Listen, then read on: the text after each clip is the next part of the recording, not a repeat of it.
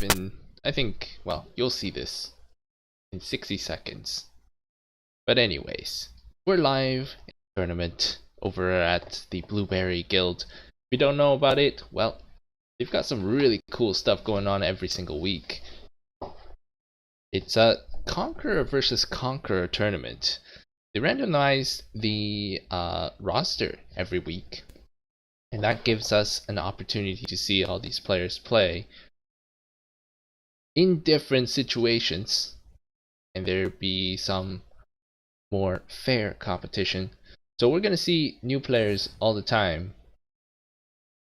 and right now the bans are coming in, the picks are coming through, as well as we head into this first game of tonight for Asia, that is. I'm not too certain of course what the bracket is, so if Pikachu is watching this, maybe she will be able to send me some of that information. He's the main host of this, been running it for many weeks. Fantastic.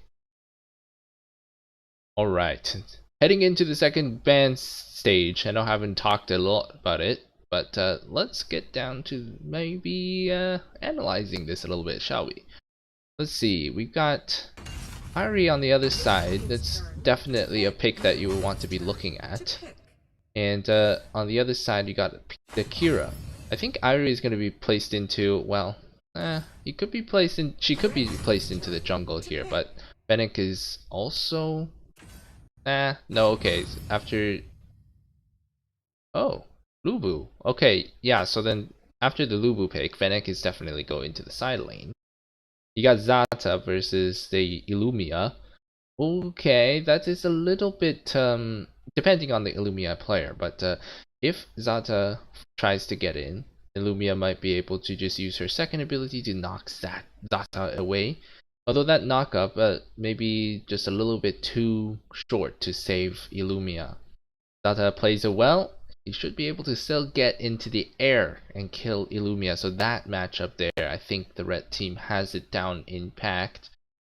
And then let's talk about the Ari, probably going to the top lane then. And then we got Max support. Max support versus Mina. I wonder if Max is going to just help Ari farm up. You know, Fennec should be able to just use his lightning roll away quite safely. And so, yeah, okay. And then Max can get there in time if he just, you know, keeps an eye out and then flies over using his ultimate. That might be interesting. Okay, so then we get to feed this Irie up on the top side, do some damage to the top side to this Pyramid and Mina. Early game though, I think Pyramid and so Pyramid's Roxy, and Mina should have a little bit of advantage. Alright, I need to also get used to some of these players' names as well. We got Pinkin, Reverse Rex today. Fairy Fern, we saw him last time. 24k, yes. And let's see who else we got on the other side. Is gonna be the okay, Tien Zata. Yes, I remember him. He was playing jungler last day as well. We got Fiona. Okay, I remember him. And Nguyen, Yangtze, and CK. Okay, cool. Alright. CK is deciding to help out Zata in the first clear. This is no problem as well, because Zata after that, you know, would get a little bit stronger, but otherwise his first level is sometimes quite bullied. Over here, got defended against this small monkey though. Unfortunate, because now, okay, they're still gonna go for it anyway. Meanwhile, Indeed on the bottom, Fiona is just gonna be left here to his own devices, which is no problem, like we were saying earlier. Currently, red side, I'm favoring red side, actually. I don't know, when I see Zata here, haha, I just gotta favor that a little bit. But Kira, let's not forget about her. We will also keep an eye out, as she was able to deal lots and lots of damage to that. Spearman is giving Nguyen here a lot respect. She's not poked out, Roxy, but she does need some of her tank items first. Okay, here looks like we got the Irie wanting to do something. I don't think the blue side knows about this position. But Irie also needs her fourth ability. She decides to path in such a way that she's not going to actually get any EXP off of that mid-wave. But her spot is known. Oh, we've got 4 people coming towards the bottom. Tian, obviously, in that jungle, Lubu, ready to go. He's kind of baiting himself here, but if he's not careful, Fairy Fern plus Mina are going to just delete him. Here we go, CK jumps in. And here, completely unable to use his Conqueror to get back up in his HP. He was just a little bit too low. Half HP. He just left that a little bit too long, I guess. And Laville was able to deal in tons and tons of damage. Reverse obviously also putting some controls in there as well. Perfect. Take a look at the gold here. Abyssal Dragon though, gonna just get reset. However, 5.7 to 5.9, not too bad in terms of gold either side, for either side. All right, pretty even. In terms of your solo gold though, Fern's got your 1.3, Laville got that 1.5. Excellent. Oh, here comes a fight over here. Rex, he's in trouble. Spotted out by CK, and that was the Illumia ult to open things up. They're gonna lose the ADC as well. CK turns a turn, takes a turn, and decides to sacrifice himself, or maybe he didn't think he could get away, or he wanted to fight with Zata here. Zata doesn't have his Ascendo. You gotta remember, right now he's quite early on in the game, and his cooldown is only so fast. But taking that opportunity, Irie is gonna just go ahead and invade into this blue side jungle. Nicely done there by Irie. Okay, red team has paused the match. Oh, we're gonna have to take a look at the top side here, as Irie decides to clash now finally with the Roxy. Actually, I think they're just kind of trying to poke each other out a little bit. Excellent work by the Irie, taking little pot shots at Spearman. Here's the ultimate coming down. 3 stages dashes. That's not going to amount to anything. Meanwhile, on the bottom side, that's a Dark Dominion right in the middle of a bunch of people. But the cleanse does come through, and the ascent goes up, dealing tons of damage. Tian Zata though, oof. I'm rooting for him. I'm definitely rooting for Tian, as he jumps in, tries to make some plays happen. But I think he gets controlled too much by this Illumia, you know, before he could really use his Conqueror to heal back up. Right now, 2.6 versus 2000, Lubu has a bit of catching up to do. Lubu sure does have a little bit of catching up to do right now. Double Trouble is going to land on CK, and that should be deadly if Reverse followed up with some damage there. But I don't think her skills were ready, because she spent most of them on the wave. A little bit of miscommunication there for the team. But it is alright. Like we said, these guys are pranked now. Rex got forced to push back a little bit as CK opens up his ultimate. But right now CK doesn't have ultimate. And so if they want to make things happen on the top side, this is the time to do it for blue side. Unfortunately, that wasn't a man advantage that we wanted to see. Illumia now moving towards the bottom. Wonder if she's gonna open up an ultimate before coming in.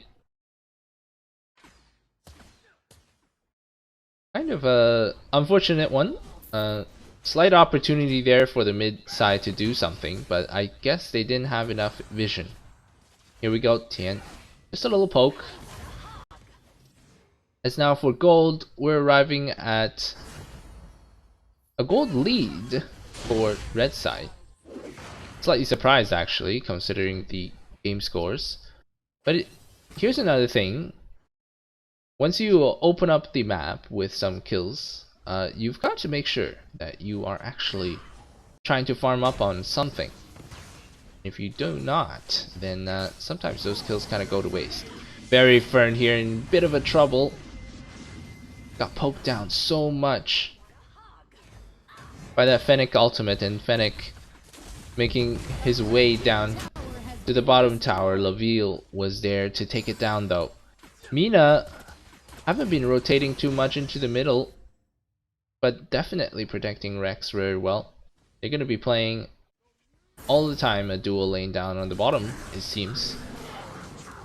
It would be now a good time to consider maybe rotating to the top side here, but Pierman, he's going to be caught out here alone, just trying to clear the wave. Excellent timing on that Angie's grasp.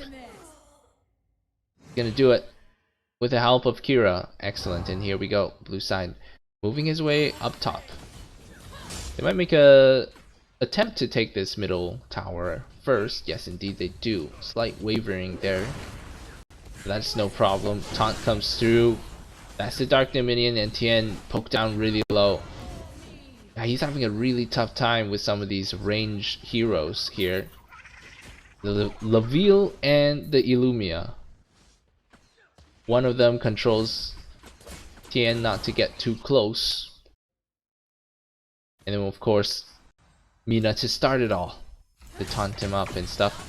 And then there's the Laville just hurting a lot in the background. Very Fern arrives to the fight as well. Zata not too far behind. Take a look at his position. He's coming to the back here. Tien coming through. That's gonna spell trouble here for blue side.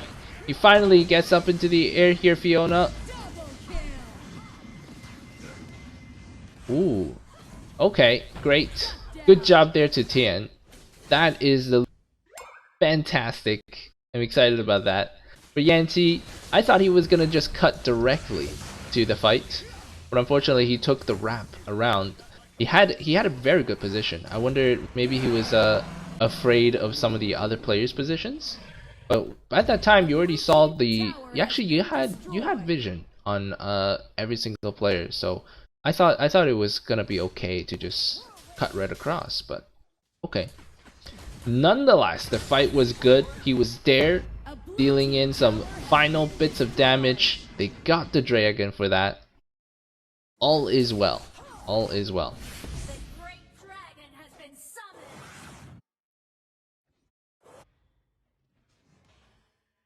Great Dragon, the Drake, summoned down in the bottom lane here, as the red team is going to try to just poke around here in the middle. They spot out 4 in the middle, and they just took a look at wants to be able to make a move here as he opens up. Actually, that was just for information, but interesting timing to put down the information there. Because they knew they at least have 4. Oh my goodness, Mina just disappeared there with Newen jumping through. That's going to be a double kill. Pyraman's going to pull Tien underneath the tower, but that's not going to hurt at all. Because Tien's got that Conquer. He's just going to heal right up.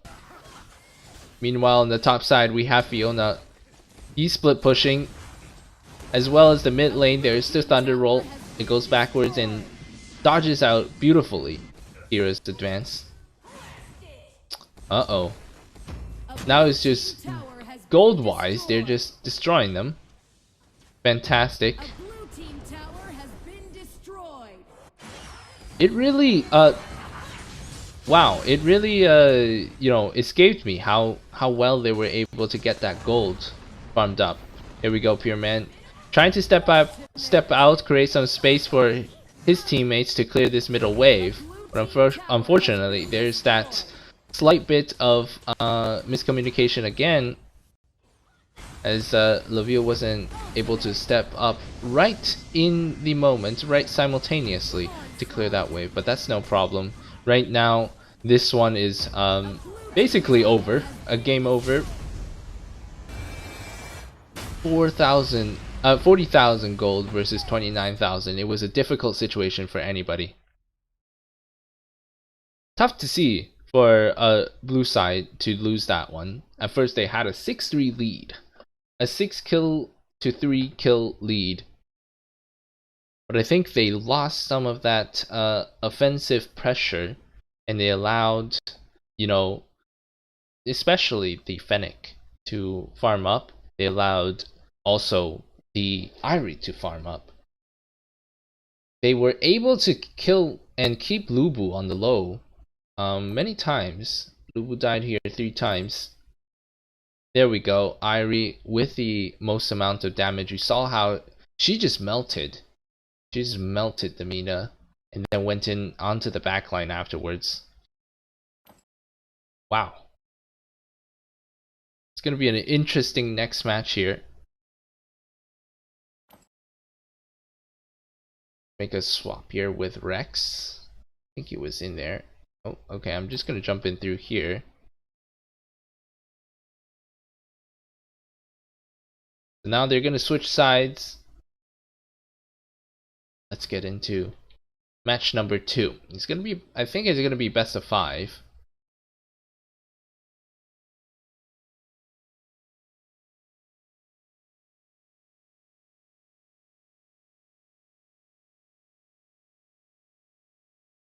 Unless they're still in group stage right now. I do not believe that's the case.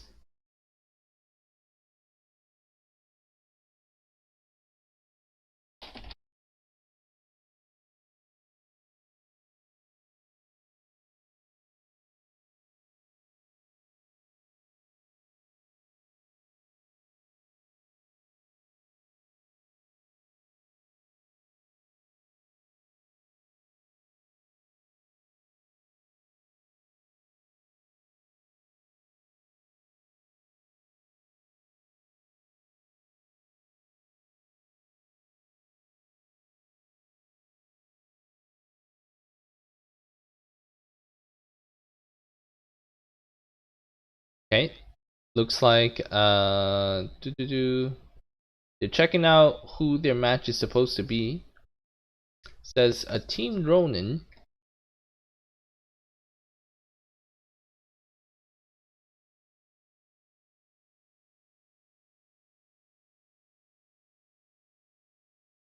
I think the answer is here is yes for Surge.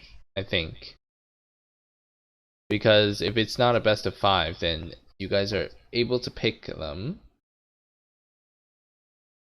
But we'll have to see because I do not know the bracket, so I won't be able to know just yet.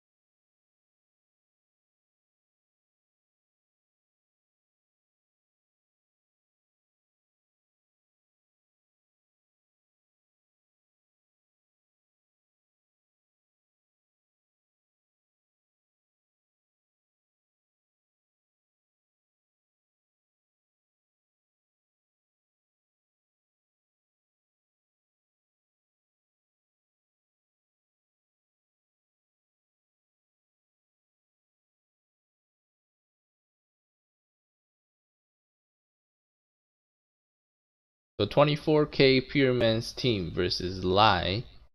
They're going to be playing for first and second place. And the other two teams here, they're probably going to be playing for 3 and 4.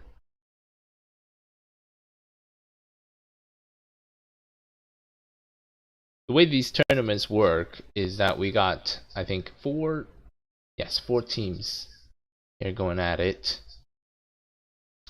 And they're going to do group phase first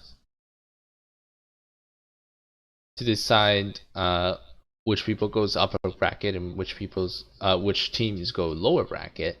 And it's going to be a top bracket for 1-2 and a bottom bracket for 3-4.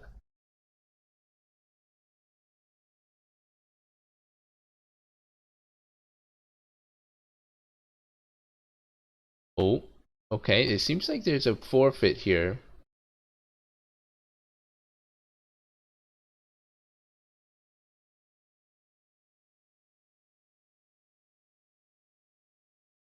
So Surge is gonna go against Lai.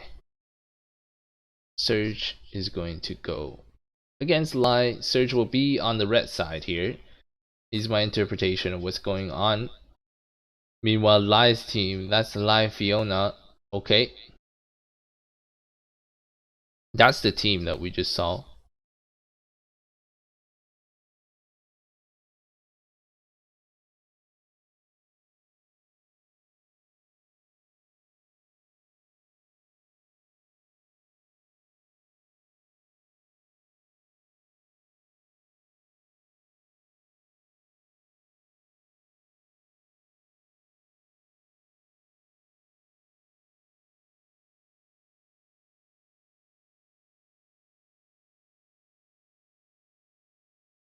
Unfortunately, I still don't have that bracket list, or else I should be able to tell you guys a little bit more.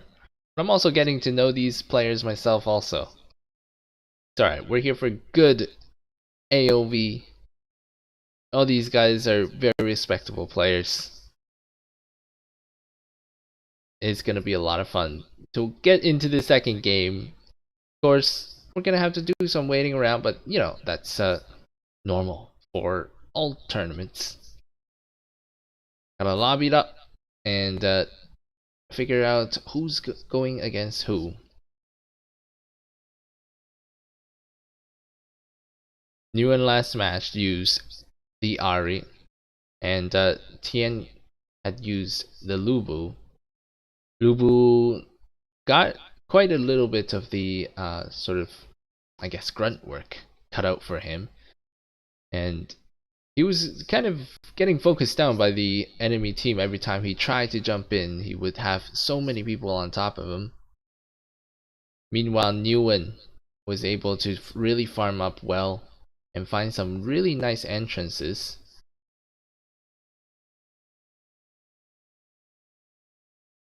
And he decimated the enemy side in the late game. Fantastic work by him. Looking forward to see some of his other Slayers now. I think he won't be able to pick Ari again in this tournament. We'll have to see. One more player coming in for Surge, Reverse, and Rex, and Demi Panda. Demi Panda? Yes, one more player coming through. It's gonna be Mad Titan. Nope. I believe it was supposed to be 24 Pure Man, but I think maybe he forfeited. And I think that's what it is.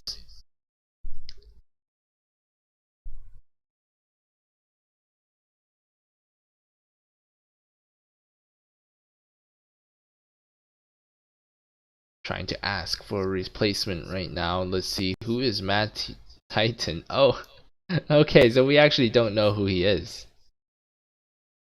Okay, I'll jump in to take a look at what his profile looks like. Oh, wait, I can't do so. Oh, I thought I could click in on somebody's profile just by clicking in their name, but guess not. You can't really exit the lobby here either.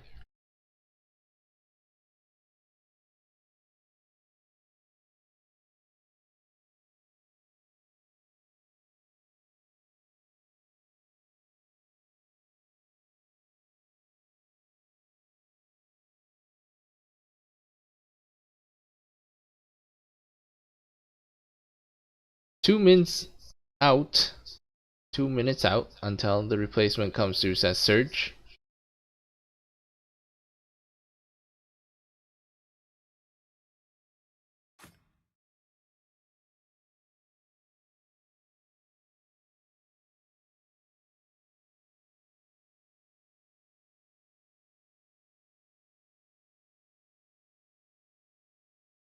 Here we go. I think we're ready to start as the fifth man jumps in. We're not sure who MAD Titan is, but one of the bad things about this mode is that the lobby hosts, I don't know if they can kick out spectators very easily. Hopefully in the next patch we will be able to. Next update. But currently it's just difficult. Here we go. Bans coming through. Excellent, excellent. Thorn is gonna be the hover ban. This one, I believe they used the Ari, so they're probably not gonna consider that one as a ban. I might go for this Florentino instead. Okay, both are you know, they're alright bans, so don't worry about either one of them. Florentino is gonna be the one that gets locked in here. Ban out some meta heroes. Those are usually what happens in the first two bans. Maybe an AOE.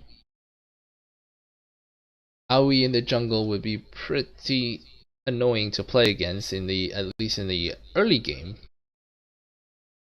And currently they're on the red side here, so they won't have an opportunity to first pick that AOE. Instead they're gonna lock in on that Thorn. No problem, they still do have one more ban coming through. New one here is gonna probably ban out here their own. The hero that they've played already here, Ari. They just played the last game. They had a really good time with it, with her. So banning out the Ari here, excellent choice. Now it's up to the red team whether or not they want to let go of the Aoi. Lubu was used, so they don't need to consider that one. Aoi, Zip. First picking Zip kind of gets countered, so that's not too much of a problem.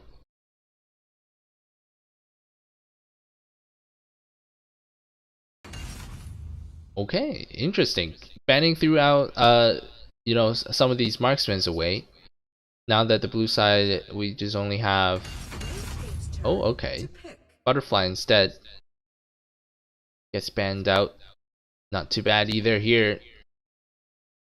But for Butterfly, you generally have a counter where you just, you know, pick up some tanky heroes and then you should be able to counter her. So you do have an answer for that. Meanwhile, on the blue side, they're not going to go with the AoE, they're just going to go directly into the Superman here. So red side immediately has got to start thinking about how to slow down the Superman, take him out of his flight mode. Mina is going to be the selection here. Dark Dominion, if that comes down in time, Superman will have to stay in place. And depending on where the Superman goes, in the Slayer lane or in the support position, I guess Mina could be there. No problem.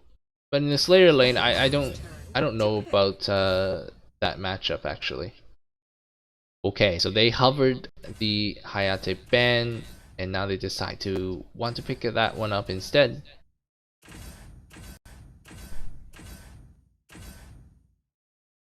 And on the blue side, we're going to be looking at Wukong and Varus. Those are going to be the hovers.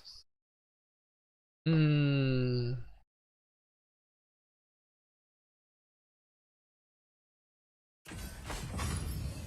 going to secure that Caphony first, because if they don't do that, more marksmen are going to get banned out. It could go Caphony Violet. Violet might be a better choice, but doesn't really matter. Caphony, Hayate should have like a pretty much 50-50 split in terms of who gets the advantage. And the last pick of the first round here, Lubu is the hover. Omen can't really touch Superman though, so if you want to pick Omen into the Slayer lane, gotta consider that one. Chi, on the other hand, does have that first ability to charge through Superman, knock him up. And but I don't know if Chi will be able to take out that Superman one blow either. Now Superman of course might be playing into the support role, but it looks like by the bans here, red team isn't really sure whether or not they're going to do that, because Superman and Varus both moved around. If Varus goes into mid lane, you know, if Superman wants to go into the support or Slayer lane, those are all possible options. Now red team just has to take a guess. So right now, blue team put them in a fun little position here. Hey, AOV gets banned out. Quite a late ban here for AOV, in my opinion. I don't think they're going to want to pick AOV after seeing you know, the red side, but that's alright. Zata is the other ban out here. Oh, I guess they're able to select all heroes. It looks like that. Lorian gets banned. Maybe for the Hayate. Hayate does have his Purify though. I mean, that should be able to provide the second stage of Purify. But they're going to take it out anyways. Meanwhile, on the other side is going to be the Zata banned out here. Tulin as well in the consideration.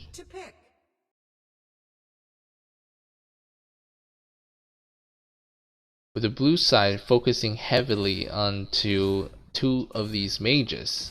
Makes me wonder, next pick they're wanting to do something here with the mage lane. Or they're putting Varus into the mid lane. Varus has, you know, quite a reach, but not long enough. And if Zata gets into the air, Varus might have some trouble. But then at the same time, there are also other players that, you know, even more pokey players like Liliana that would be able to deal a lot of damage to Varus. Pain is the pick here. Okay. Then things are maybe falling into place, especially with this Yenna hover in consideration. Maybe they want to run a Pain mid. No, I don't know. Right now, this blue side composition, they've got Superman in the back pushing everyone and controlling. Varus got to keep up with that push. And then we'll have Pain and Yenna jumping in at the right time, making some dealing damage, as well as the Caphne kiting around. Meanwhile, on the other side, they're gonna want to be picking Gildir. What are they missing here? They're missing mid lane, and if they pick up a Gildir, he's quite a late game mid. His damage will only come up once he hits about the 7k to 9k mark. Alright, so here we go. Swaps coming through is going to be Tian playing the Pain in the jungle, Varus in mid. Yenna should be going up to the top side in Superman support. Now back to the red side here. Gildir, well, that's going to be Gildir mid. And he's going to be versus of Varus here. In terms of reach, that is fine, but Varus should be able to dodge out some of Gildir's controls. Because Gildir's Midas Touch, after the 4 normal attacks or the ability use, that Midas Touch does take quite a while to really charge up.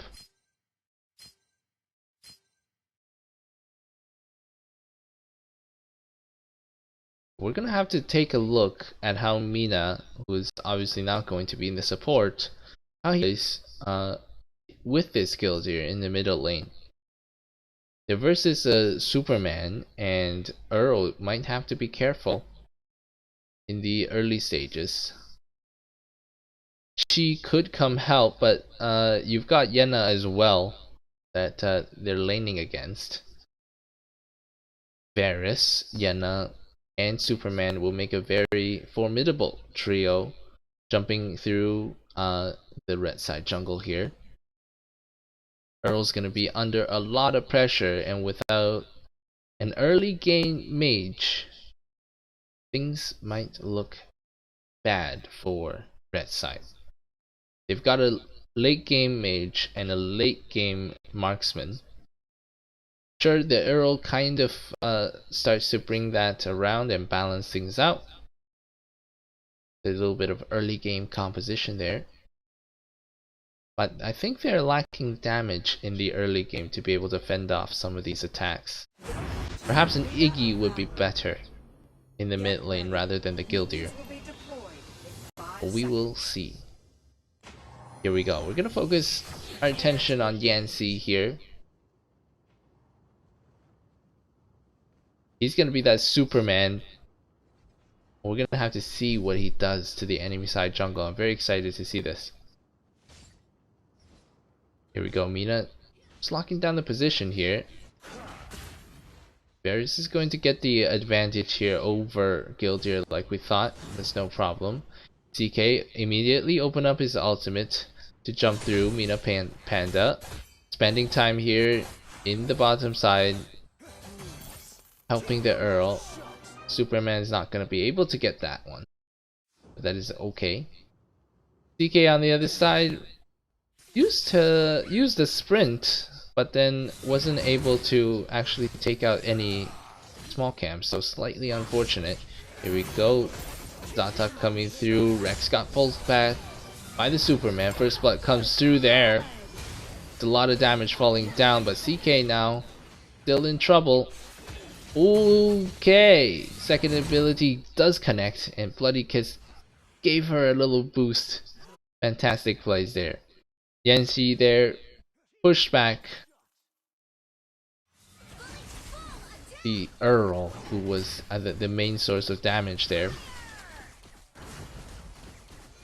And yes, indeed, Gildir, being a late game mage, he can't take these early game skirmishes.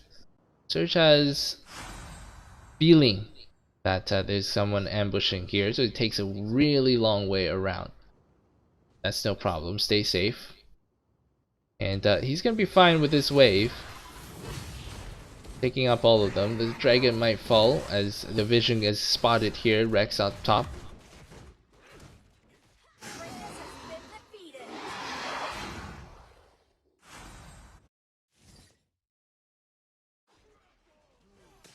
Three-man spotted up on the bottom side. Varys is gonna make the rotation here now. That's a Bloody Kiss onto Panda. Panda now already down to 50% HP. Gonna be Tian now, again getting focused down here. This three-man trio just gonna have to farm up, try to find as much farm on this map as possible. Meanwhile, Earl and Chi will try to do something to the other side. Here we go.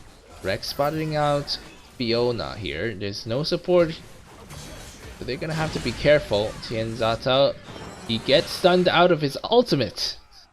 They're gonna have to pay for that impudence. Moving forward too far without the support Yancy. They're gonna try and come for the revenge here. Do pick off the Gildir, no problem, but that's gonna be a 3vs5. Fiona comes to the fight here. Pushes back Surge, excellent work. Yancy still wants more. Jumps in with the Superman's second ability. That's not gonna amount to too much. Both sides are just gonna back out. Oh, here we go. Yena still wants a little bit more as Tian Zata was able to jump through, cancelling out three people's ultimate, because the Hayate also cancelled out his own voluntarily. And that's gonna be a 2-for-1 trade. It all happened so fast. Good work. Hello, Lazy. I'm on a 60-second delay, but you will hear me later. Hello, hello.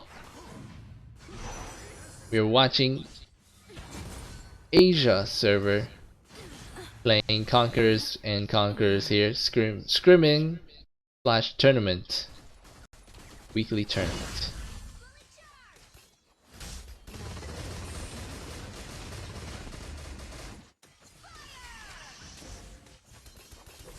Live Fiona is going to be able to get the best of that bird. Surge uses the ultimate to back out. Whoa! I think he should have just went and ulted this Cacophony down. Now that's going to be very unfortunate for them. The CK makes the way over. And that's gonna be an 0 for 2 trade. Surge making a tough move to come out and try to pull the Sage Golem away.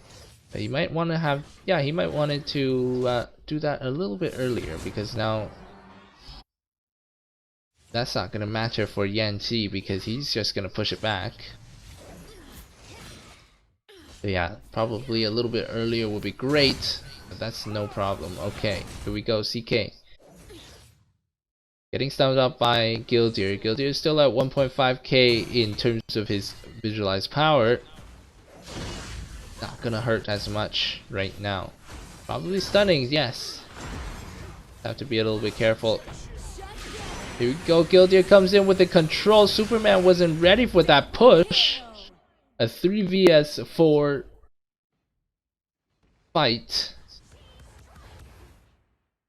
They're gonna lose out on that one. Triple kill coming over for Surge on that Hayate. 3.7k all of a sudden. This could be a tie turner.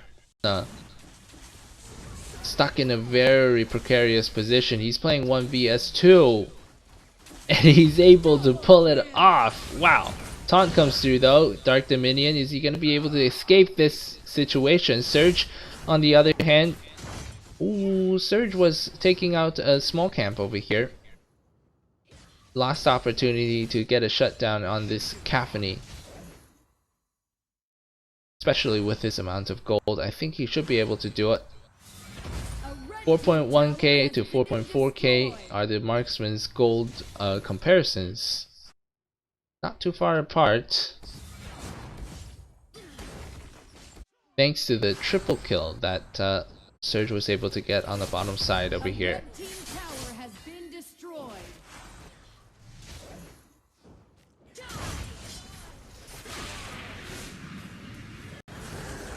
Surge is still focusing on trying to get farmed up. Here we go, Bloody Kiss coming through. The Gildir's Indulgence gets knocked up right away. Yanqi tries to control, but again, both sides ADCs don't seem to want to fight very much.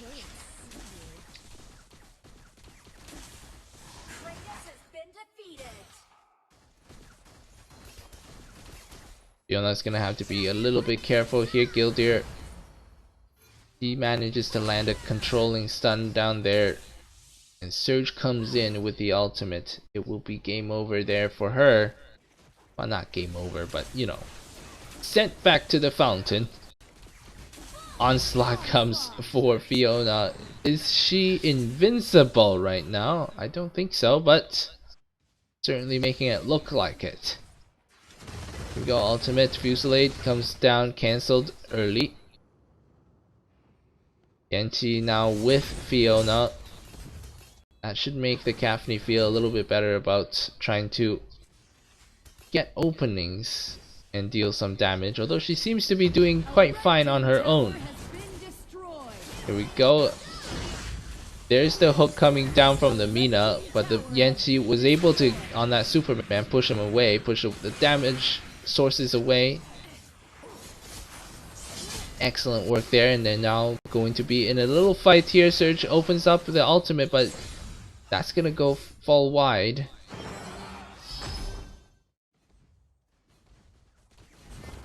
Fiona now, I can't believe she's getting away with all of these aggressions.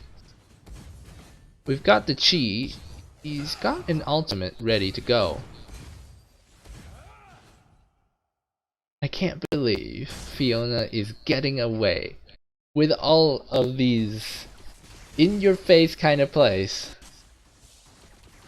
So I'm paying special attention to Fiona right now. Meanwhile, for the Gildir, he's got 3.9k gold. Quite low.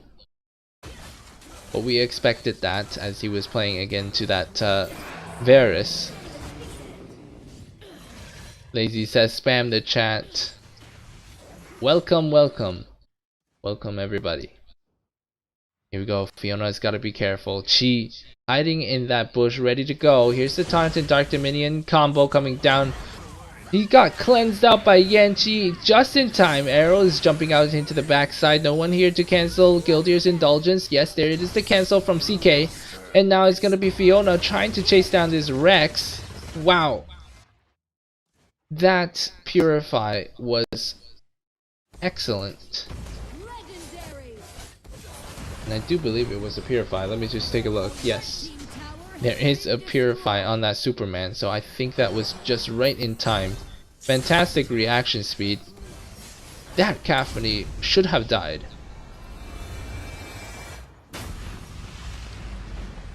That Caphony should have died. I can't believe she managed to get away with all of those plays, but nonetheless, good job to her. Good job to the Superman as well for purifying right in time. 703 is Caphony's battle score here. Wow. Alright, jumping through to the next game.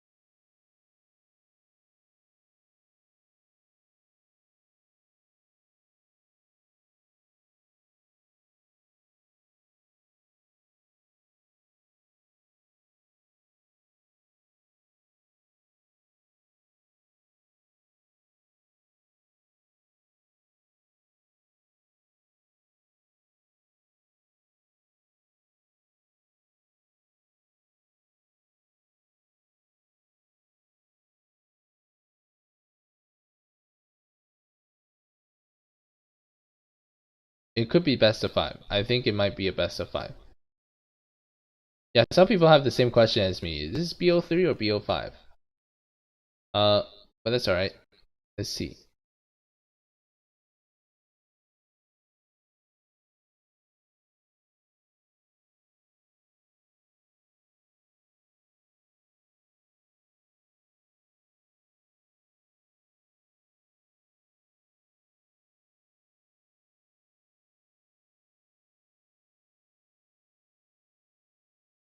Oh, I see. Okay, so here's the explanation. So game 3, Lai's team already went top 1, but game 3 for fun, because originally it was a best of 5 and changed into a best of 3. So this game is for fun. We might see some crazy things happening here.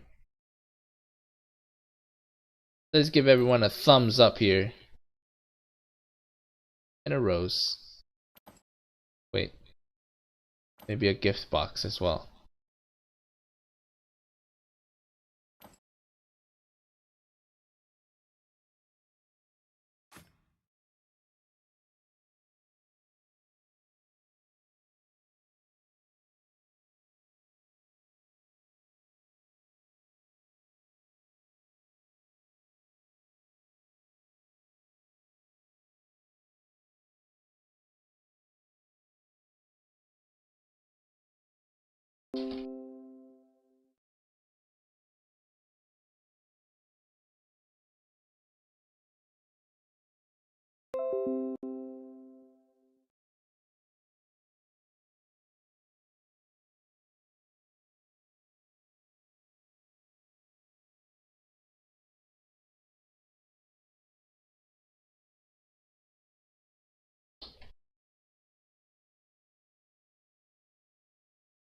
Okay, it should be reconnected.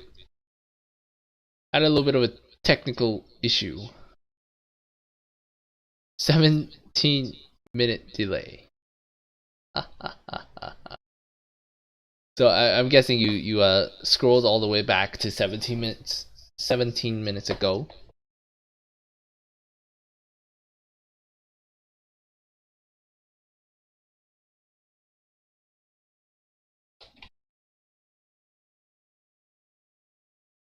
We have a 60 second delay built in as well, so I guess that makes you 18 minutes behind. That's fun.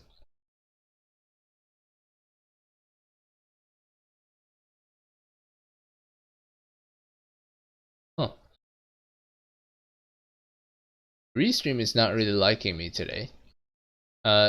Sometimes it sends out to everything, sometimes it only sends out to just YouTube. Kind of weird. Maybe it's because I didn't reset my computer prior to opening up the stream. Sorry for that.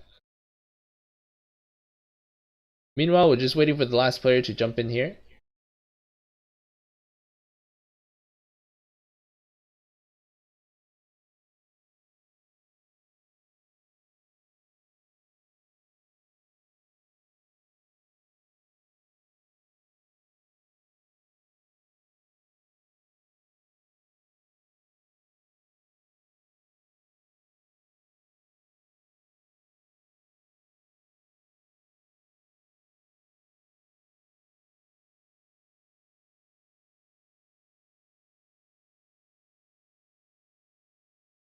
We are waiting for. Let's take a look. Oh, we are waiting for the Volkoth from last game. The Volkoth from last game. It's waiting for you. Oh, 24K jumping in. I wonder if they're gonna have a fill. I don't know.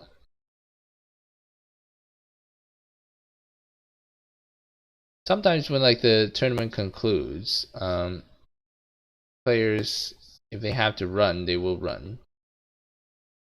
And so maybe we get a fill, but I'm not sure. Maybe it's just a Wi-Fi issue like the way I had just now. Wi-Fi is a funny thing.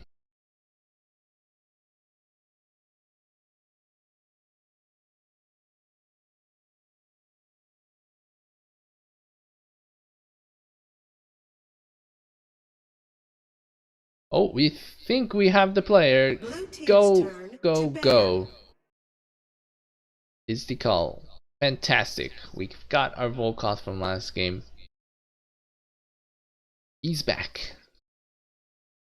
Alright, Superman getting banned out first this round. Yancy used that in the first game. Thorn is going to be the response over here. They still don't want to let one out. Either side don't want to play against this Thorn. And then it's going to be the Florentino. Right, standard bans here, and Ari is going to be the final ban coming through, having just used it themselves. Surge was using that one last game, I remember. Last game, they had a very epic, what's it called? The Abyssal fight. But then unfortunately, they weren't able to collect enough gold throughout the game. Having picked a very, very late game. They had Ari, they had Tulin, and they had... What was the last one? Was it Hayate? No. I think it was. It was a really late game marksman as well. And that was crazy to see. Nonetheless, they had a very epic Abyssal fight, partially thanks to the Ari. And here we go. This time it's gonna be Zata versus the Zuka and the Zuka here being the hovers. Hello Yugi, how's it going?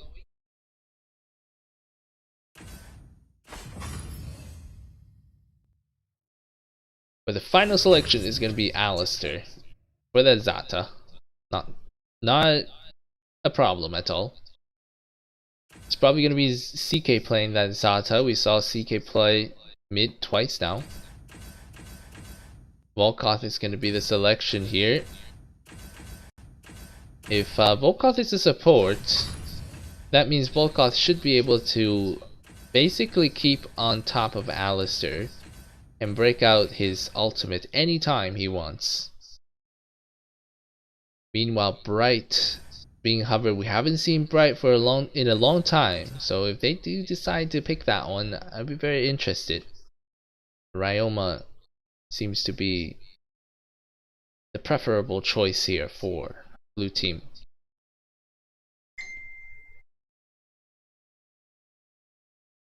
Into a composition, with Alistair, I don't think Ryoma is a bad choice. Kirknack, also not a bad choice here. Especially once Zata attracts the ultimate from Alistair, Kirknack should be able to just jump in. Alice is going to get picked up over here, either to deny the pick from blue side, or they have some thoughts. Whether they have some thoughts to use this Alice for something, I think maybe. Rex. Rex says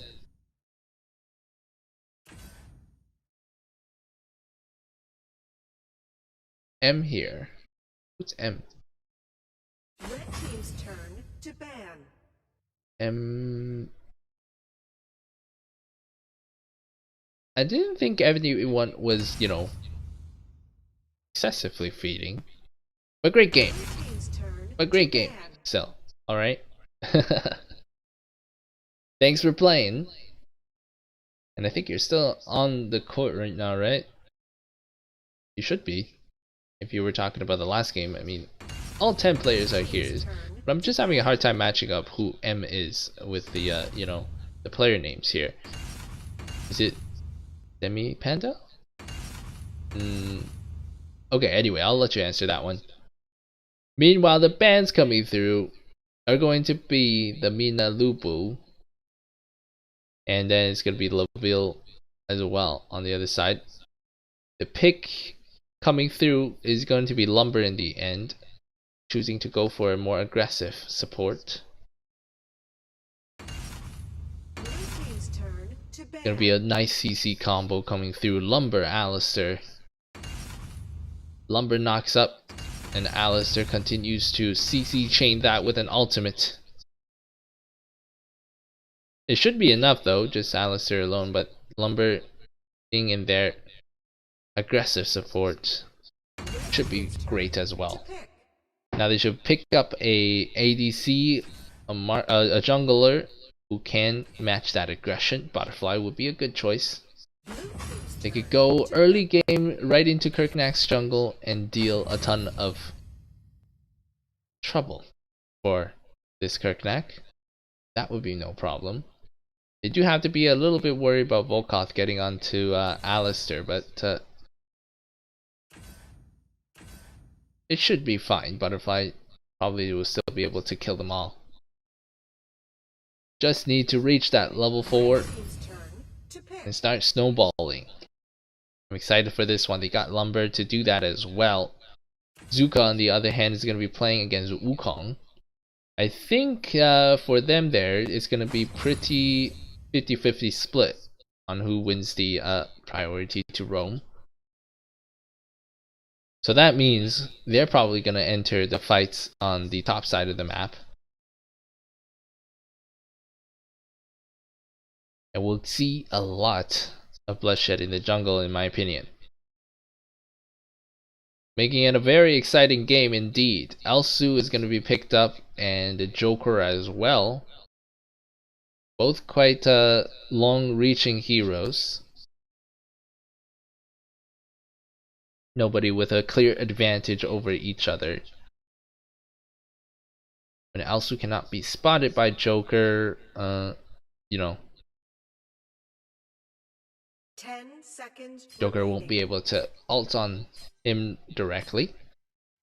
As you see where Elsu snipes, that's gonna be the key. But here Zata might be the question mark here. Because if Zata isn't at the fight in the jungles, then he is going to be rotating down and trying to pick up a kill on this Elsu. If the Zata first forces out the Elsu disengage, then Joker and Zata can be able to push down some early towers here.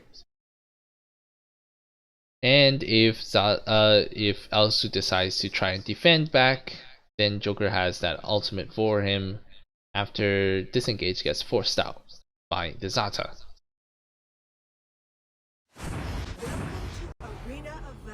Alright, here we go. Into the game.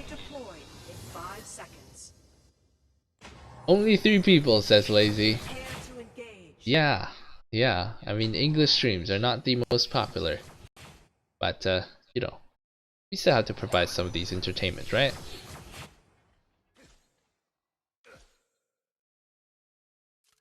Here we go. Data trying to just pick up a couple of easy shots onto these minion wave, but Elsu's gonna hit those pot shots, hurting a lot onto CK. CK is playing the support again this round. Here we go. Elsu does pick up his entire waves, gonna successfully reach level 2, no problem. Ooh, Zuka gets the better of Lai Fiona. Demi Panda moves forward. Another Elsu sniped. Very nice. Lands onto the Kirknack. This is gonna probably be the only complete jungle clear that Kirknack gets. CK is helping him though. So he's slightly ahead of Butterfly. There's a level 4 coming through from both sides and a clash is about to happen. Moving towards the mid side, Tianzata is ready as well. That's going to be a surprise here. A nasty little surprise for them. Reversed. Dodging out Tianzata. Right now no more CC as the groups of 2 gets broken up apart. Gonna be chasing down reversed here. Meanwhile, the top side is gonna be a trade, a sentinel for Dragon. Got the Zuka, able to deal lots of damage to the Wukong, in fact. Slightly ahead here for the Zuka, actually. I thought it was gonna be 50-50. Okay, here we go. Here's the game that I said they should be playing, which is kill the jungler. Yes, indeed, Surges comes in, no problem. The Volkoth, and after taking the Dragon, the Volkoth and the Joker unfortunately still got traded out a little bit. Couldn't come defend this one. Volkoth should have been there. At the same time, who knew? Who knew for sure? Nobody.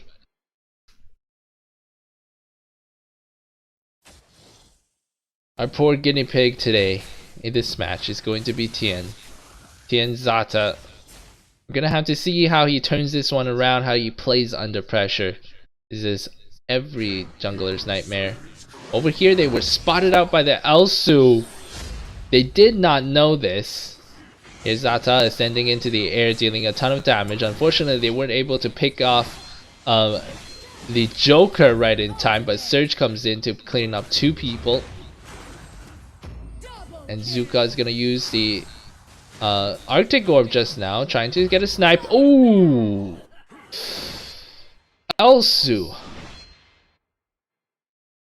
With the snipe there, at the limits of, you know, getting picked off by the Wukong as well. Gets out right in time. He does have the disengage available to him, so I don't think he was in much danger, but that was also a fantastic snipe.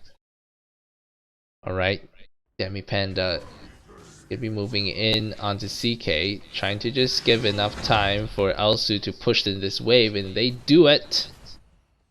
Meanwhile, Surge coming around to try and ambush, but Zata knows this. He's already safely rotated around, taking the detour. That's gonna be red team picking up another fast dragon here. Well, a fast dragon. That's their first dragon of the game. Ooh, CK! He tried to get out with his ultimate, but unable to get off in time. That casting delay is a little bit difficult for you to just use it immediately and become invincible. Here, Lai is gonna probably have to drop this wave here. There's the suppress coming through. Unfortunately, Surge isn't here to finish that one off. Meanwhile, Tian is coming over to the top side. They need to take care of this jungler a little bit more, I think. Focus on him. Get him out of the game. Get him out of the equation. Here's Demi. Aggressive support again. Finds the enemy support. Picks him off. And here we go. Inside the jungle. Inside the jungle we go. Here's the ultimate coming down. Zuka coming into the fray as well. Only Wukong is going to be able to survive that one. Butterfly is going to continue to farm up and pick up this wave. He's basically flying by now. Wukong as well, trying to do something. Just trying to return to lane. Give me a chance, guys. Ooh. Fortunately, Surge is going to be taken down by the tower though. Slight mistake over there. Unable to get out of that tower zone in time. A blue team tower has been destroyed. Shutdown kill goes over to Zuka. He could use it. He could definitely. Oh, sorry, the Wukong. He could definitely use it. 3.1k right now versus the Zuka. Just trying to look now at 2.9k. That's gonna put him a little bit ahead. So if we can use that one. Yangtze. Move up. Bazooka kind of has that anticipation and moves away. Excellent work. Here we go. That's the fight of two, shall we say, staff wielders? Yeah, okay. Fight of two staff wielders. Here we go. Surge making another ambush. CK spots him out though. Able to get out. Oh, now they're getting a reverse ambush here. But unfortunately, it wasn't at the first beat. They don't really have a lot of control here on the blue side. That's what it is. Right now, they're just doing their best to avoid Butterfly. They don't go for their own jungle, they go for the Butterfly's jungle when they have information where the Butterfly is. They're gonna move away to the other side. No problems with that. In fact, quite smart of them. Here's CK, finds out a sniping Alsu. Trying to make a deal here. Closing it. Yes, indeed. Invincible is CK. Gets locked up under tower, but that's no problem. Tien was able to come in and finish up that one. Meanwhile, on the bottom, Surge is gonna go. Ooh, okay. Picks up a kill, but that's actually a good play from Wukong and Joker, holding Surge up so long. 2 vs 2, even though it was a 1-for-2 trade here. That was to be expected. Able to get a big, massive play in that middle lane. Yanti, are you okay? They did not know that Elsu eye was still there. Somebody needs to go take that eye away. The Arctic Orc is gonna save Yangtze.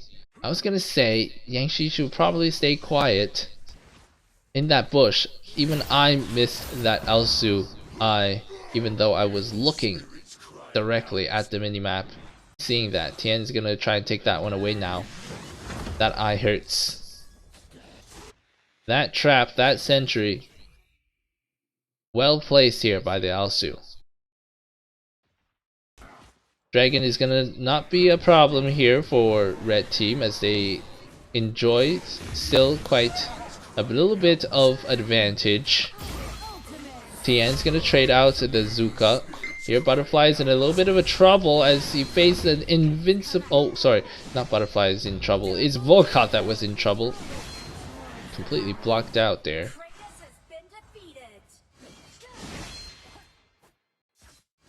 But indeed, as they still enjoy the level advantage here, 14 versus level 10. No wonder Surge is destroying everybody right now. Even though the gold seems quite close, but take a look at Butterfly. He's already at 9k gold. Level 15 versus level 13. Jungle to jungle. Entire 5 levels ahead of some of the players on blue team. And now anybody who comes into the path of Butterfly can only cower in fear, can only retreat off as fast as possible. So this match is going to be about trying to hold on for a little bit. Excellent work there by Tian, leaving the Alsu with absolutely no chance of responding. Crazy combo there. Here we go, aggressive supporting here from Demi again, but unfortunately the backline gets focused down. That was the Volkoth again taking the grunt of that ultimate. Good work to him for doing that for the team. Sometimes as a support player, you're also scared of dying too many times, in case other people call you a feeder, you know? But then without doing that, Tian wouldn't have been able to jump in haphazardly like the way he did and try to get a kill. So good work. For the next little while, blue team has to focus on these farms. The great dragon has been summoned. Lie here. Still doesn't have enough damage. Now we know Zuka versus a Wukong. Obviously Zuka wins. I think it makes sense too, because for Wukong he really needs a couple more you know, items to get his damage up. And take a look at Wukong's build. You know, he did build both of its crit items, and by the way he built it, I think he also maxed out, you know, on his critical chance gloves, which means that there was nothing wrong with his build there, but just, you know, wasn't able to do as much as the Zuka. Zuka with the knockup on his second ability and gaining that shield kind of puts the Zuka over the edge for Wukong. I didn't really think about that during the ban pick phase, but now it's starting to become apparent to me. I thought it was a 50-50 split, but now it's not. However, here the red team seems to be giving the blue team a big opportunity. Oh, spectator has paused. Okay, I don't know who that was. But yeah, the red team seems to be giving the blue team a big opportunity to come back. 41k, again, the group gold is not exactly the focus this match, but the butterfly hasn't been really leading the charge here. Obviously, the blue team also staying really safe, not really giving any opportunity away for the red team to do anything. They're clearing the lanes exactly as they should, poking out people as they come through. The objectives here, the dragon objectives, are gonna have to come through. Oh, they have to be careful. The invincible does come down in time. Excellent work, CK. But having to back means this dragon, these two dragons, will probably have to go. Butterfly has a death sickle on her right now. I didn't see her use the Blade of Eternity. Not yet.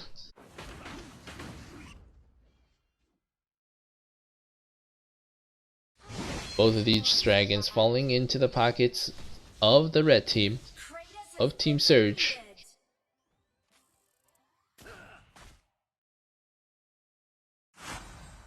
And now we just have to take a look at how Team Surge, how they're going to attack into this high ground.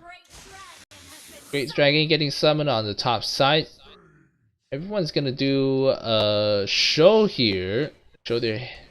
Yep, they're gonna show themselves at the top side. So the bottom side is going to go ahead and probably chase down the Zuka a little bit. It's a 4-1 split. Zuka is gonna now go back to clear some of these waves. 4-1 split push. Unfortunately, the lanes aren't really coming into the towers cleanly. It's gonna be an easy little clear here for blue team. Meanwhile, Zuka is now into a 5-man pushing down this bottom tower. Alsu is kind of far away from the fight, pushed out by Wukong. Tower Disrupt comes through. Surge wants to come in now. And yes, indeed, he's going to be led by Zuka. Big ultimate coming through. Here's the Blade of Eternity coming off Fiona. Whoa! Big damage coming through, and uh-oh. That's going to turn it right around. At least for this little wave here. Gonna have to stop their attacks here if they do not stop. Oh, 4,000 damage! I don't think the Wukong thought it was gonna hurt 4,000 damage. Wow. Okay. Okay, Alsu. What is your build? Let me copy that. He's got the he's got the crit blade, and he's got Fenrir's and the Fafnir's, as well as Muramasa, and the cooldown. Okay, I think the Fenrir's is the main thing here. 4,003 damage. 50. Actually, wait, it was 4,053. That was a sight to behold. Here we go, CK jumping through. He's got his invulnerability mode on. That's gonna expire now. Demi trying to pick that one. Ooh, okay, CK really on the limits there. Breaks away from the snipe from Alsu. Surge, we missed it, but I don't know how she got so low. Probably against the Joker. Ah, okay. I can't remember in the ban picks, but okay. Joker picked up against Butterfly would make sense. Yes. Using the skill 2 to dodge. And then the ult to put some distance. Nice, okay. Here we go. Zuka in a very nice position, trying to make a play onto Tien. That was also half as a retreat.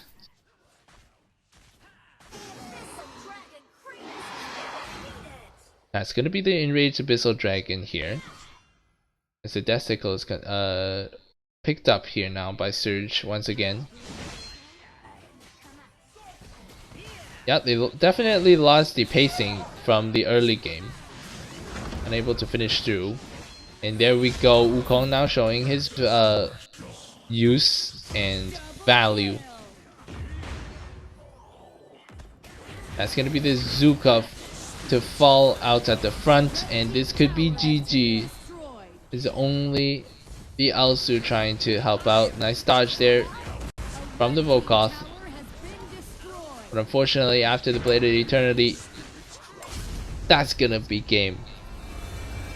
The big problem there was just not able to, the red team not able to continue their tide, continue to snowball their advantage and make it into a win. At that time, it should be some forced opens and just let Butterfly do the work. Forced fights maybe, and end the game early. But what a turnout. What a turnaround, and really congratulations to Blue Side as well here for not only winning. I think they win the tournament, yes, but not only winning the tournament, but also showing us a very nice and patient last game. clearing the waves. They continue to clear the waves all the time. And despite the scores, they put up a good fight and win it in the end. Kudos to the butterfly there. Excellent work. Probably wanted to try to end the game somehow. I don't know if they were relishing the moment or simply just because of the lane clears that they were unable to. And then that Alzu snipe for 4,553 damage points. Oh man, that was a sight to behold. I will remember that one as well. Alright, well, I think that is it for today. Just gonna double check with Pikachu here.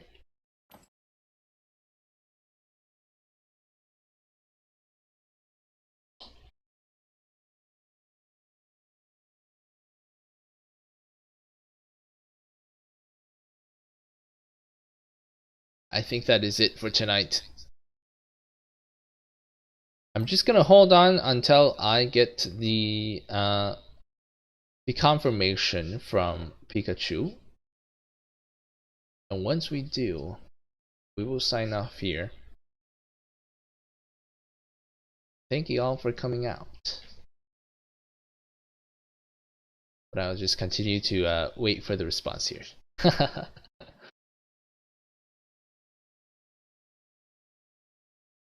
The sad thing is that I don't think I'm not able to actually click in to see what the results are after spectating. But we did see most of the stats. Doesn't give us a lot to talk about now though. Oh well, I guess there is some advertising I could do for one of these other tournaments coming up. Well, happening right now in Asia. Sorry, not in Asia. In North America. And they call themselves the AWC. Now, it's a little bit misleading. It's not the World Cup. What it is it's the Winter Championships. The NA Winter Championships. And I guess if you say it's the AOV Winter Championship, then all of a sudden you get the AWC, right? They just played the group stage last day. That was day 1 of group stage, and day 2 of group stage is going to take place today. Yes, today, starting at 7 p.m. EST. To go all the way until midnight, I think.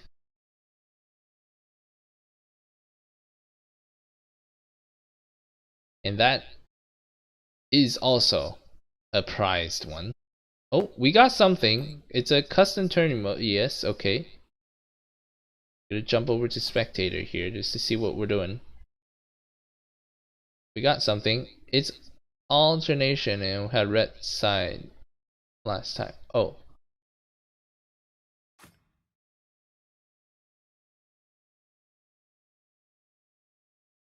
Oh, this might be the 3rd and 4th game. This might be the 3rd and 4th match. 3rd and 4th place matching. I don't know. We will see. I believe it is because looking at the rosters, jumping over it. It's for 3rd and 4th place. Excellent. This is Team 1 versus Team 4. We've got on the teams here Pikachu, Max, Fury, Nova, Fate, and Un. That's on Team 1. And on Team 4, it's going to be Ronin, 24k Pyramid, and Fairy Fern, plus Rex and Pink Gin. They played Lai's team earlier. We saw that as the first match. That must have been the group stage, last match at the group stage. And now it's 3rd and 4th place fight. Best of 3.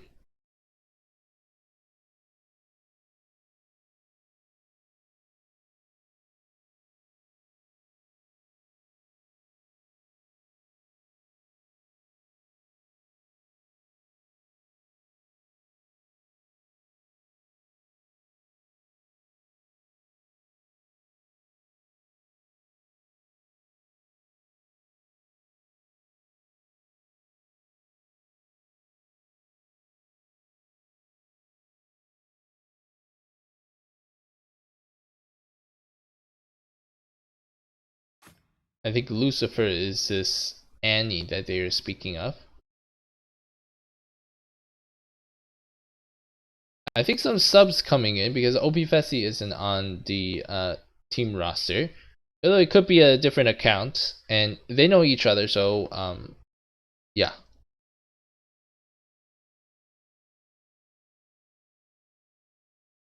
They might know things that I don't know.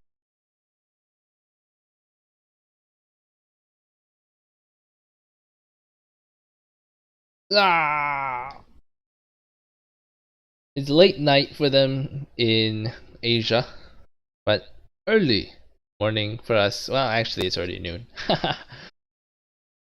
We started out at 10, so, you know, that's a morning.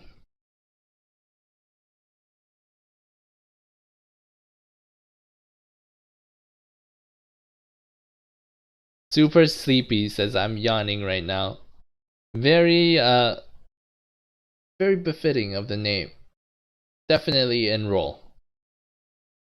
If no Rex, find a sub that you are comfortable with. Okay.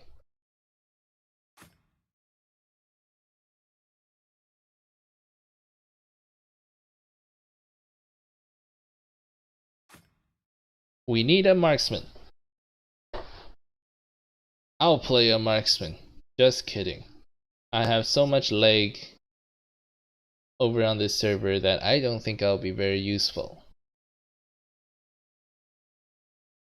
We've got Surge as well here, plus Lucifer, and they might be able to just swap things around here, jump in and play. Super sleepy. Is that Nova? Is that Nova Fate? Maybe it is.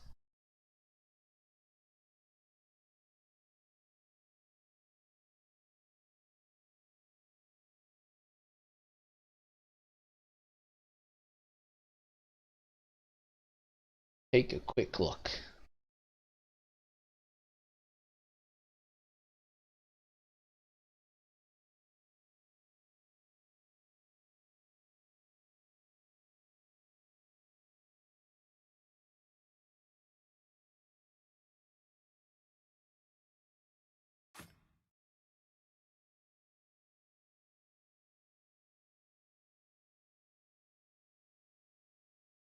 Surge is incoming, and we will have our 5-man.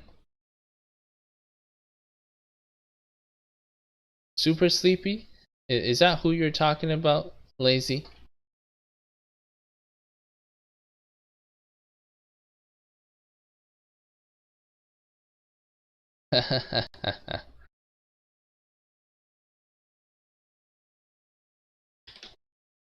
I see, I see. Lazy and super sleepy. Maybe we get to see her play today. And I think we will. Yes, indeed. I think we shall.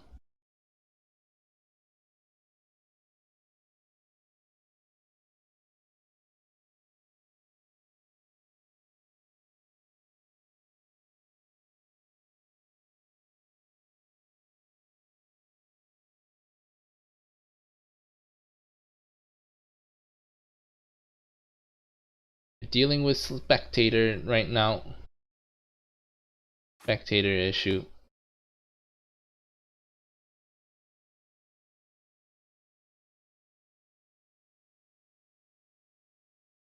We'll jump in here. You can spectate on YouTube.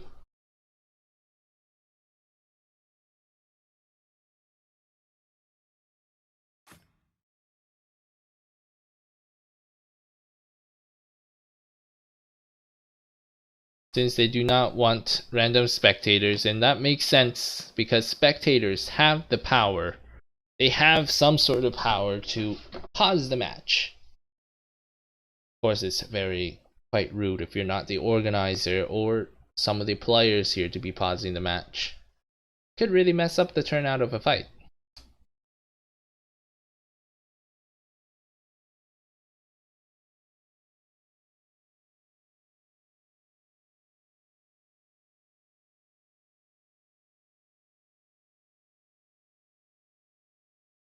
Hmm.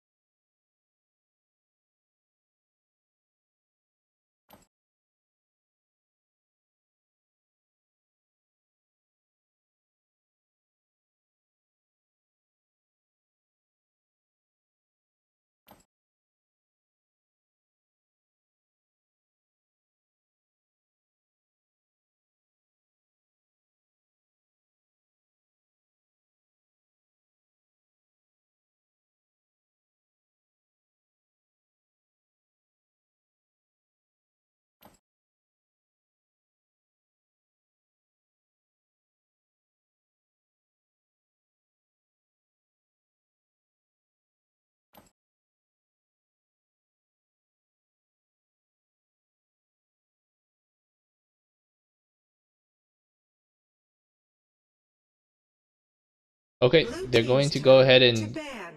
jump into the game. Pikachu says, okay, no problem. They'll start that game.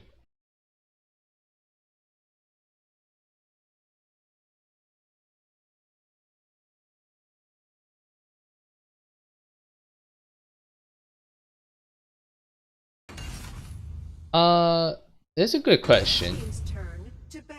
Yeah, about Indian players being able to play despite being banned in India. I think they use VPN to jump through and try to play. That's the best, my best guess. Really tough for them though, I think.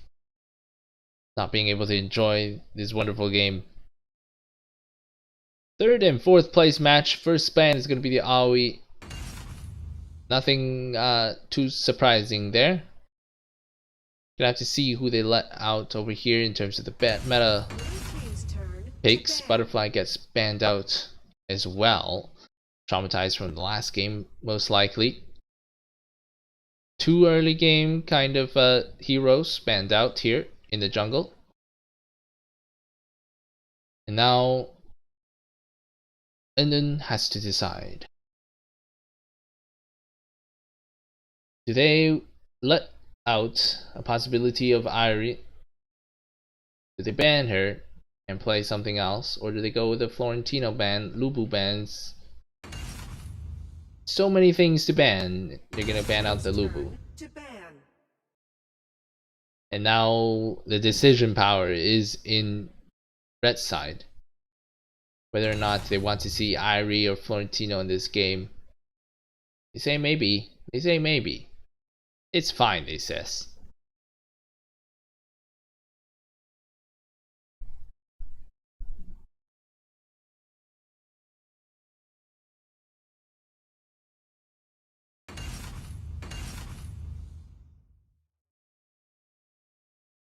Blue team's turn to pick.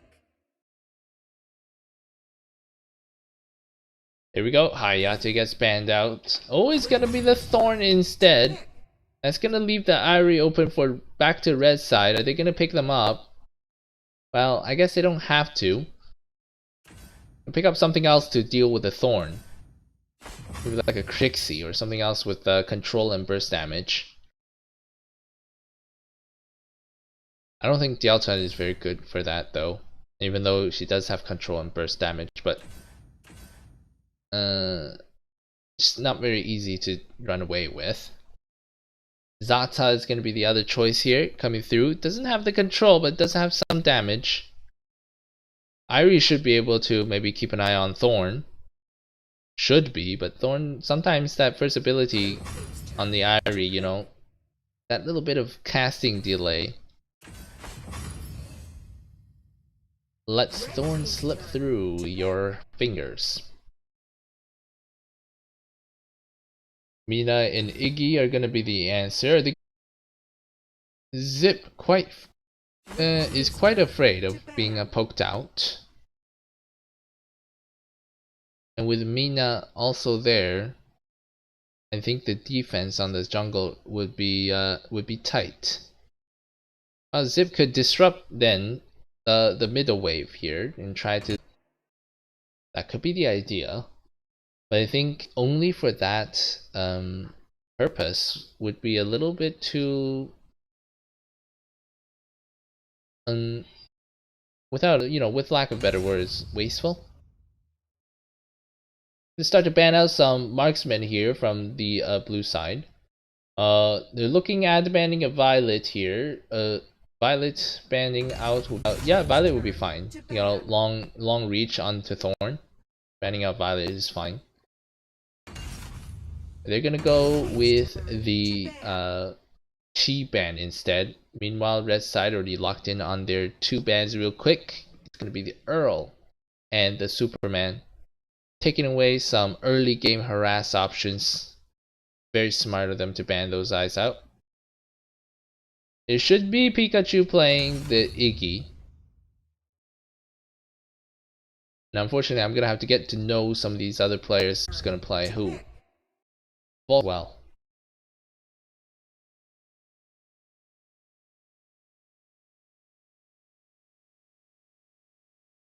Crack's gonna be in the ban list. I just saw that. Cracks.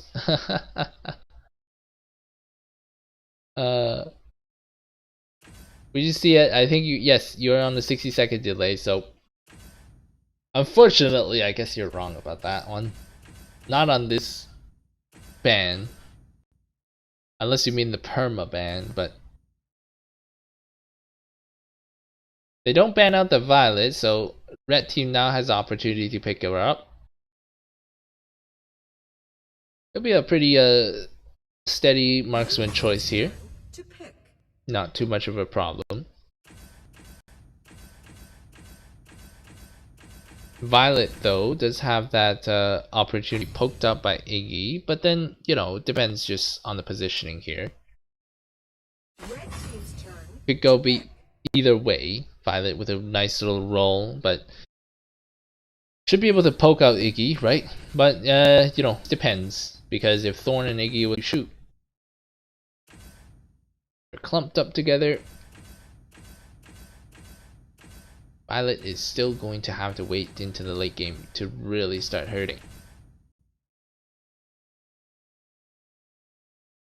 Final choices here are going to be in the jungle positions. Is Enzo on one side and Kira being picked up on the other.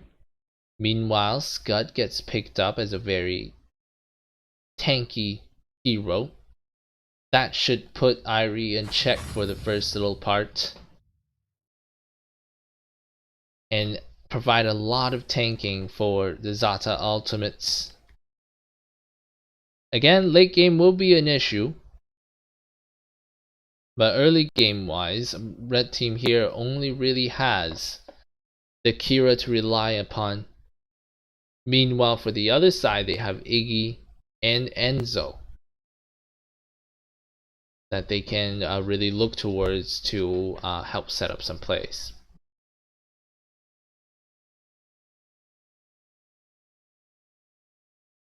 Kira should be able to dodge out some of Enzo's skills though, so I think in terms of jungling, Enzo might not be the best choice.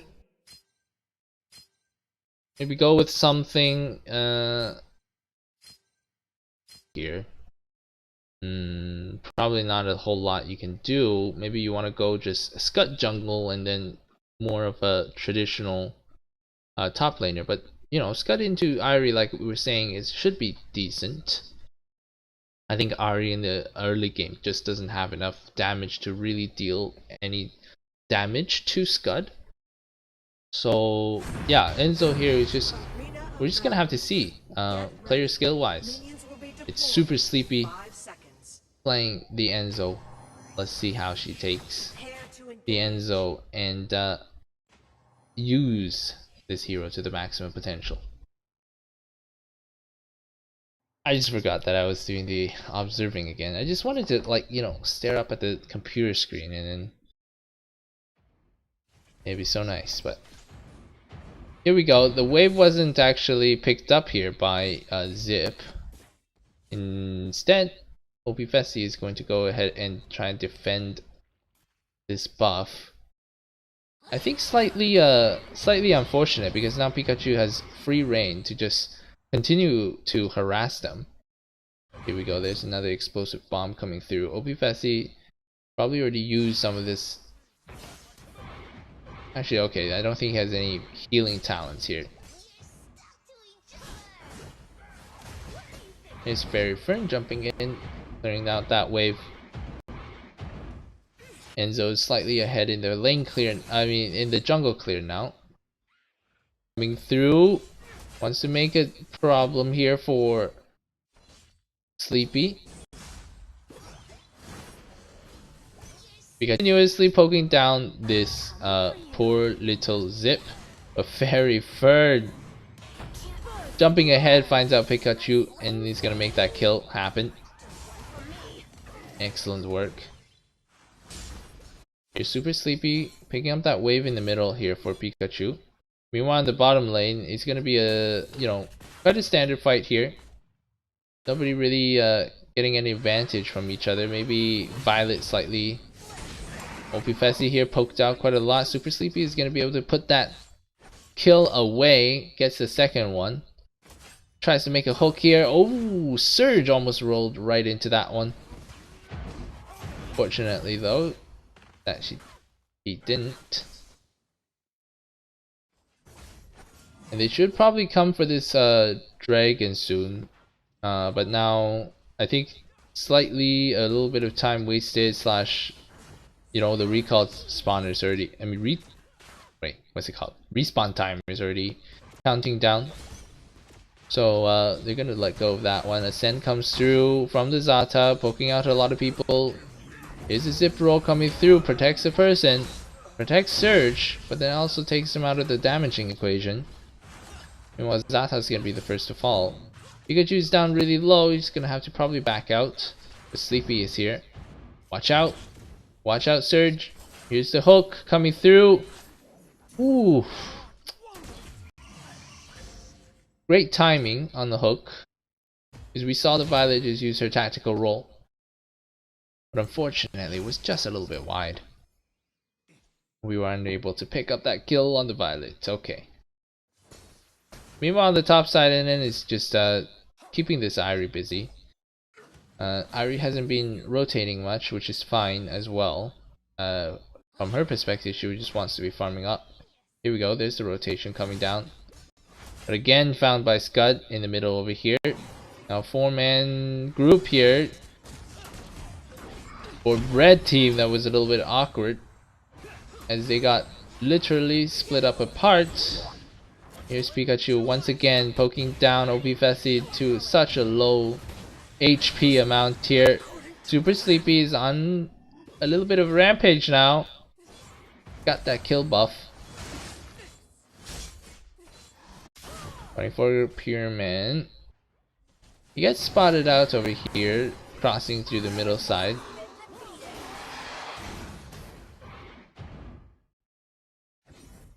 They should be able to just defuse this situation, no problem. Here's the Scythe and the Dark Dominion coming down. An excellent anticipation. But Pikachu is a little bit forward. Once again, gets found out by Fairy Fern on that. Kira, wow. Twice now Kira's put her, I suppose, full concentration on Pikachu. Maybe 66% concentration, given that Kira has 3 kills and there's 2 deaths on the Pikachu side. Bro, is there a bug with Tara Divine Firestone skin? I noticed that S1 has a decent delay now. I am not aware of that. One of the bugs that I'm aware of right now is apparently Malok gets to reset his ultimate. Apparently. But it requires that someone stuns you out of your S1, apparently. Here we go, another focus down here by the Kira. Ooh. Could that be a counter? I don't know. Okay, here's the hook coming through. It's a Scythe. Defeat here. Nice little revenge by and then Scud. Fairy Fern is taking off. Here's Max. His damage is still not quite ready yet. 24 Pyroman. He's able to get a scythe. He's able to get a, what's it called? Shuriken? Those giant blade things. I don't know what they're called. I think they should be called, can we call them ninja blades? Because since she's like a ninja. Fairy Fern in a very advanced position trying to catch out Max, and here we go. They're jumping through. Max was able to find that, anticipated, and moves away. Pikachu now forced to kind of play underneath that tower because he needs to know where this Kira is. 3 times the Kira was spending time just killing Pikachu on that Iggy.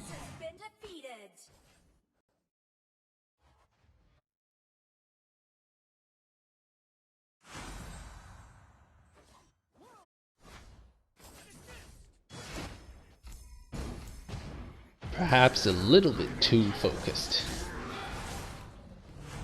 Here we go on the bottom lane. They're just going to be a duo. Here we go. There's a scythe coming through. Dark Dominion comes down as OP Fessy does get that zip and greet. On to Surge. Protects him. Slightly unfortunate on that Dark Dominion. It could be very well used now. But that's not going to matter. Super Sleepy is doing really well on this Enzo. Makes a kill. But they're still gonna have to bow down to this Fairy Fern.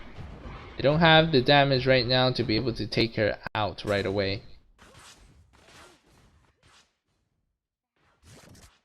In terms of build, Iggy here has an Arctic Orb. I don't know if she completed that Arctic Orb.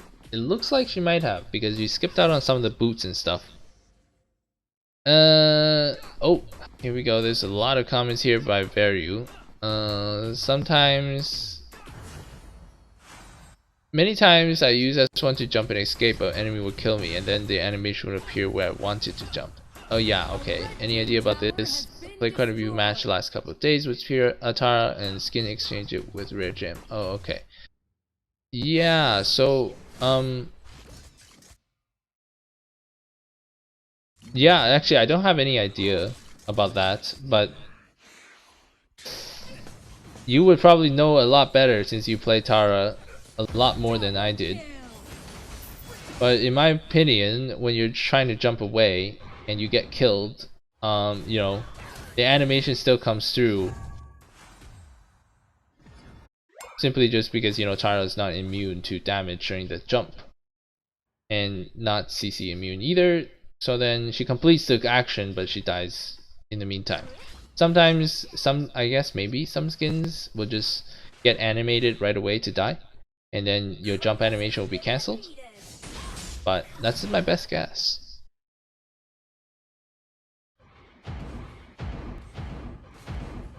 I see. Well, at the official AOV Discord channel, you can actually go ahead and tell people about your bug discoveries. So I would encourage you to use that. They have a new system, I think, and it's pretty good. Some solo kills coming through. Zata and Akira both picking up one for themselves. Those are both quite ambush kills. They have the gold right now to be able to do so. 2k ahead. Not terribly far. But right now they're not afraid of the other side either. Zata though is only 4.9k, so that was just maybe caught. We didn't catch that on camera, so maybe maybe Zata caught Pikachu on a low HP or something like that. Meanwhile, let's follow Super Sleepy around here a little bit. Gonna be in the blue side jungle, picks that one up. Nicely done. Fairy Fern is gonna be too late to that.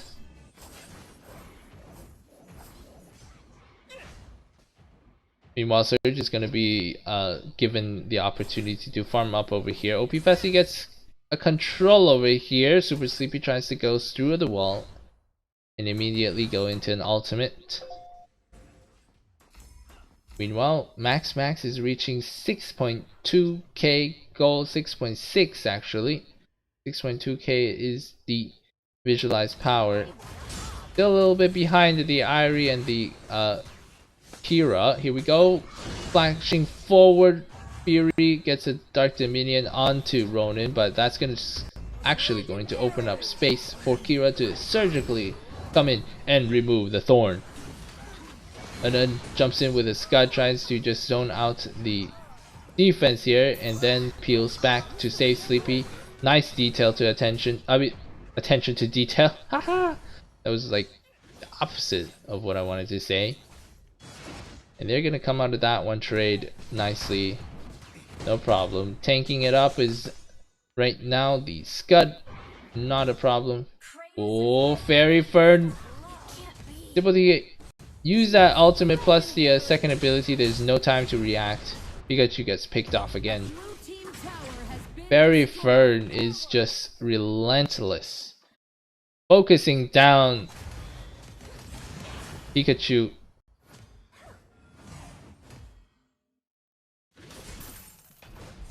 Feels bad when you've got an assassin only focusing you down. Well, Fairy Friend has also killed Thorn 1 or 2 times, I think. Maybe once, I think.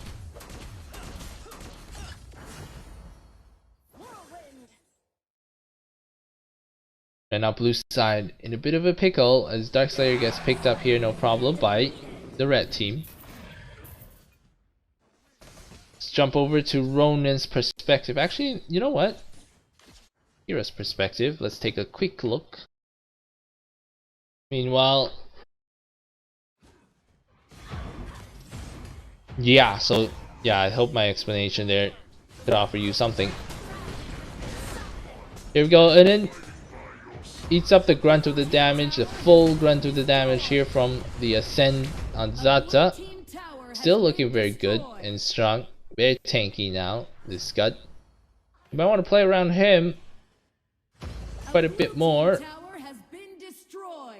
Meanwhile, on the bottom side, Spearman getting knocked up here a little bit. Sleepy moving through, wanted to make a play, but unfortunately that's going to be an overextension. Zip scroll coming through, knocks up people. Arctic Orb here used by Pikachu. Meanwhile, on the other side, Surge is going to be fending off the Scud here. He does have enough damage to do so by himself. Gets that one through. His little stun here from OP Fessy. And Ronin is just gonna fly through, trying to deal some damage, pushing back Pikachu so far. And that's just gonna be Scud in the front over there, having to deal with the rest of the damage. Tower dives come through. Fairy Fern with a very nice little second ability to dodge out that fountain shot. Super fast reactions, very nice very fast. Very nice fountain kill. Congratulations to Team Red. They've got a bit of a substitution though, so I don't know what the official rules there are in terms of who then wins. But nonetheless, an exciting match. Coming through, coming down with the damages. Fairy Fern really opened up a lot of opportunities there. Definitely the MVP for this match. 33% damage dealt. Fantastic job. Thorn wasn't able to get out of his farming phase and only dealing 9.1% damage. Don't worry. Don't worry. It was a tough match for you. As we move into game 2 of this best of 3,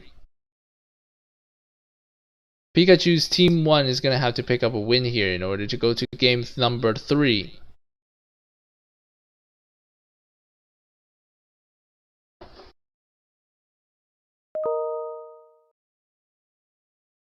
Meanwhile, that means Ronin's team will just be one game away from putting this away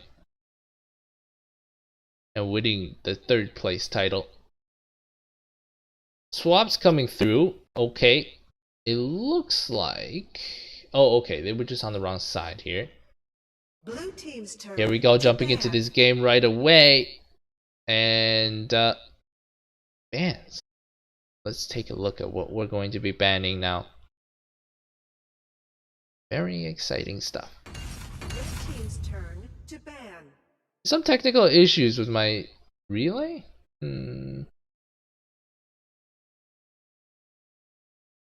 It says I have... Okay, let's see. Blue team's turn to ban.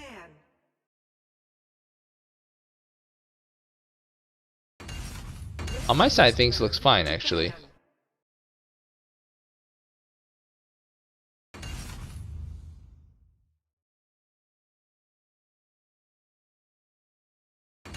There's about a couple. There's a couple of frames missed due to rendering lag.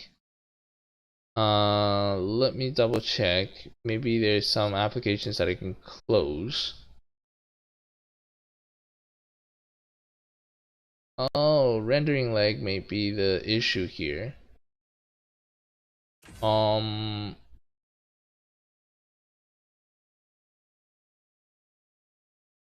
it's much better now? Okay, cool.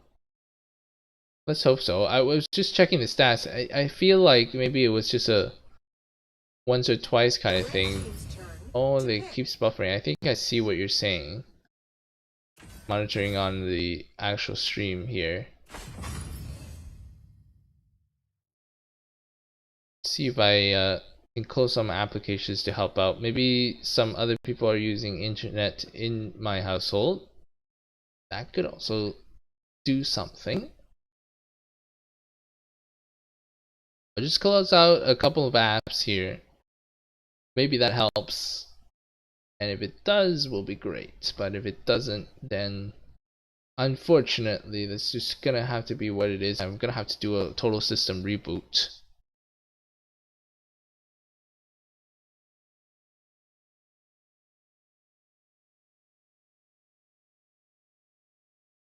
Blue team's turn to pick.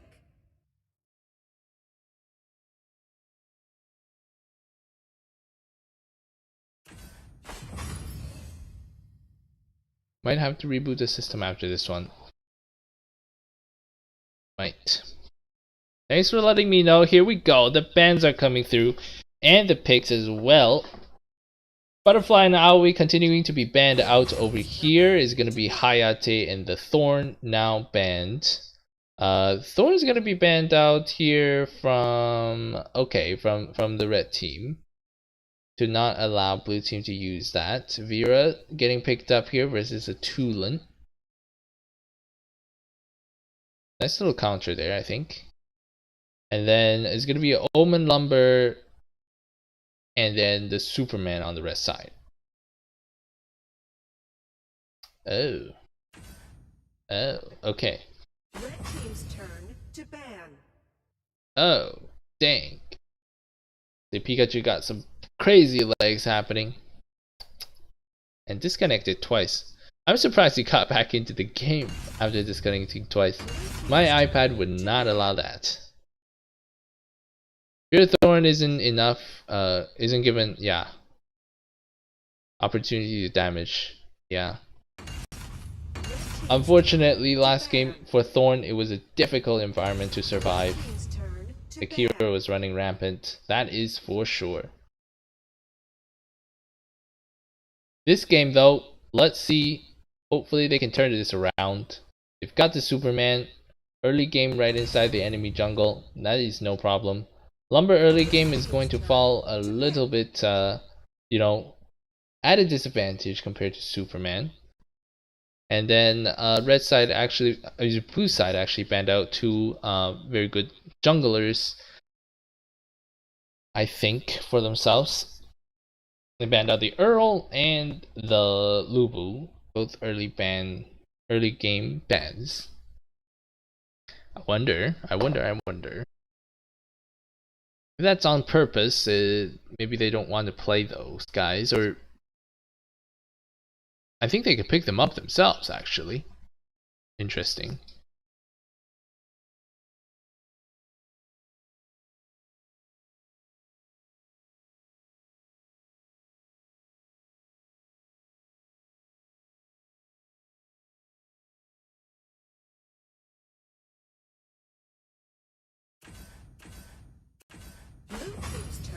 to pick. I have a crazy thought. Maybe the lag is a worldwide issue right now. But I'm guessing it's not. It's just a coincidence that my computer also has a little bit of lag.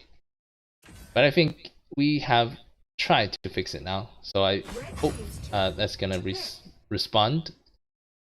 Gwilyn and Nacroft are gonna be the jungler picks coming through in the end.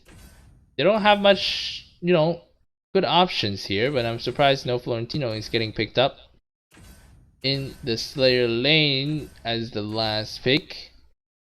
Wait a second, are they gonna go Superman in the Slayer and Omega? Or actually they could do both ways. It doesn't matter. But NN was in that Slayer lane position, so he might be taking that Superman up there. Superman versus Omen. Interesting. Once you get ulted, you are gonna be dead for certain. But that's once you get ulted. If you don't get ulted, then Superman will be very nice. You'll be able to clear these lanes really fast and then rotate compared to Omen. And then Omen's gonna be like, you know, slowly trotting behind him. So that could be cool. Meanwhile, that's gonna be the Caffney versus the Laville in that marksman lane.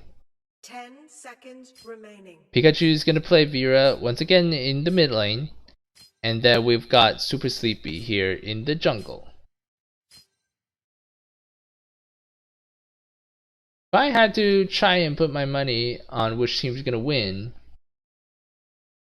composition wise, you know what? I think it's a pretty even composition. Just because both sides sort of have that balanced composition and nobody really has a really strong advantage against each other. Maybe if Vera was able to pop off early game. Get ready. Minions will be deployed in 5 seconds. Prepare to engage. Mage roles are difficult sometimes. Sometimes you don't get the best scores if you you know, if you just get one of those very disadvantaged games. And that's just the way it is. So we're probably going to be focused on this Vera because I think Vera might be the deciding factor here, whether or not she's able to get some help in this mid lane to suppress Ronan. Seems like OP Fessy has that idea as well. He's gonna come into the mid lane here to help out. Meanwhile, Furry on the other side is going to help out their own side jungler to try to clear these lanes. Pureman is getting ahead of Superman just a little bit. We're gonna have to see how that interaction goes. I thought Superman might just be able to push the lane here a little bit. But it looks like Pureman every hit. Actually, just Zoman is slow with every hit. Nice little mesmerize there. OP Fessy getting it down a little bit low. He's gonna have to back this 4-man now. Coming into the red side jungle. This could be an invade as the rest of the Slayer laners come through. They're gonna help the situation here. Oh, indeed. Okay, so that pull definitely cancels. Oh, thank you. Definitely cancels out. Ow, that hurts. Definitely cancels out the Superman. Here we go. Sentinel Dragon gonna be the first to be picked off here on the map as an objective. And blue team's gonna get that. Oh no, Nacroft! Amazing steal. Nice job. Meanwhile, Omen is gonna come through here. He doesn't have the ultimate. And they're gonna try to contest with this dragon. Without the ultimate on Omen, that might be a little bit hard. And then now does have that. It should come down here to fight this one, but both the Nacroft and the Superman is not in this fight. So they're just gonna have to back out. I think I lost opportunity there actually, but Nacroft does clear up some lanes here. Watch out for the Pure Man though. There's a hook that ends up missing. Nice, okay, they're able to get away. Meanwhile, Fury's gonna start up the blue buff over here. Super Sleepy, gonna finish up the red side, going to over directly to the blue side. Look at this teamwork. Fantastic, they've already helped him start up the blue buff.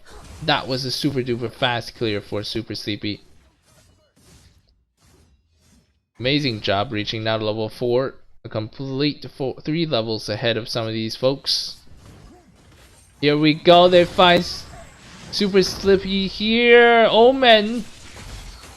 First blood, nice trade. We were just talking about how ahead Super Sleepy was with that.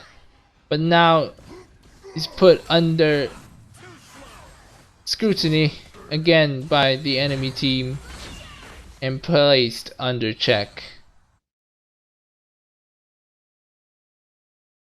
Back in jail, as some people will say this. Okay, now Superman tried to push one back into the crowd, but he wasn't able to continue that one. Here's the slows coming through from Fairy Fern. That's gonna spell disaster for, and then the rep buff is gonna be really deadly for him. He's just unable to move.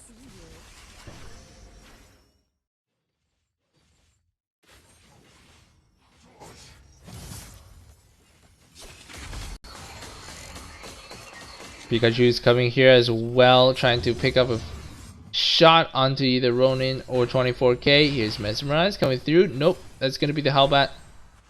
Coming through just for a little poke. Sentinel should be no problem here for this team.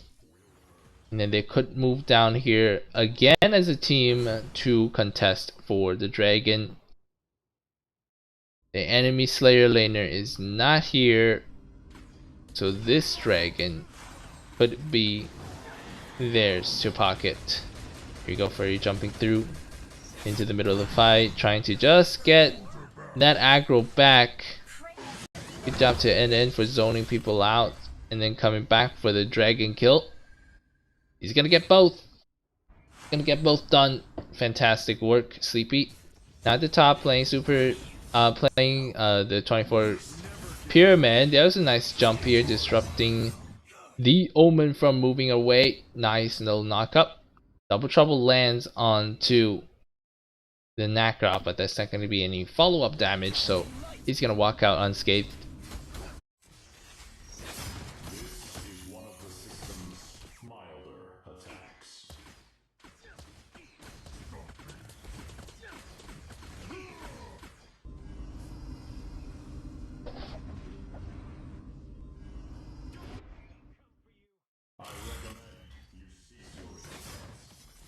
Here we go, and then trying to make an entrance here. Jumps in. Wasn't able to find that one. Pikachu, nice mesmerize. But OP Fessy's gonna tank up all 5 of those Hellbats. Unfortunate. Well done. Max on the other hand, coming on to the bottom side over here. Let's take a look at his gold. 3.5k. Gonna have to be careful as Kulin is now approaching.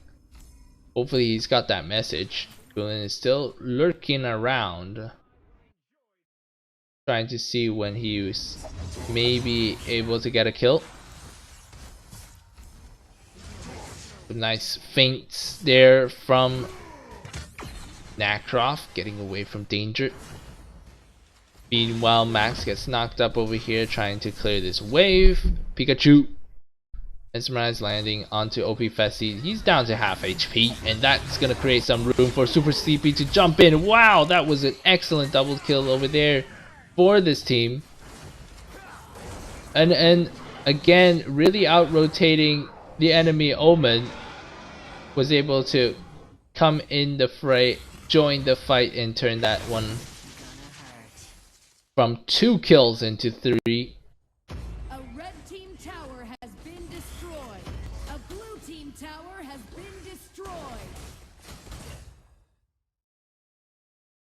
Omen does pick up the... Oh, actually, Omega does pick up the cleanse instead of the eye. So Kulin might have an opportunity to show himself here. Here we go, Super Sleepy coming up with A nice kill again. Blue team tower has been destroyed. Omen has fallen. And now the defense is gonna be 4 vs 5. Dragon. Looks like the red team is gonna go for that dragon, and the bottom side here is gonna be Kafni split pushing away. That Tulin really knows how to use his passive well. Watch him in the late game, bro. Played him against him. Alright, we're gonna have to watch out for that one. Here we go. Big Man of Steel coming through here from the Superman OP Fessy using his ultimate. But Man of Steel is continuing on. Mesmerize already landed. That's gonna be a lot of people. There's another one on the cooldown. Excellent catch. Excellent catch. Now Roning is not gonna be able to get anywhere. Just using his pokes, trying to save some HP down on those cannons and minions. Indeed, they were able to out-rotate the blue team. And this could prove to be GG game over here. They do have 5 members up now. 5 vs 5. Here's a giant knock-up over here. Super Sleepy protecting the backline a little bit. OP Fessy stepping forward. Nobody wants to follow though. Nobody wants to follow. And he's going to have to just drop himself here. That high ground. OP Fessy will fall. This should be an easy no-brainer. Dark Slayer. I gotta say Dark Break. Homage to Dark Breaker, I guess. Spirit Sentinel is gonna be the first object for contention. Should turn their focus onto the Dark Slayer right away, but it looks like they're not going to, at least not right away. Right now people are getting spotted out. 24k Pyroman saw that Abyssal wasn't getting taken. But surprise, surprise, as Super Sleepy goes in and sneaks that one away.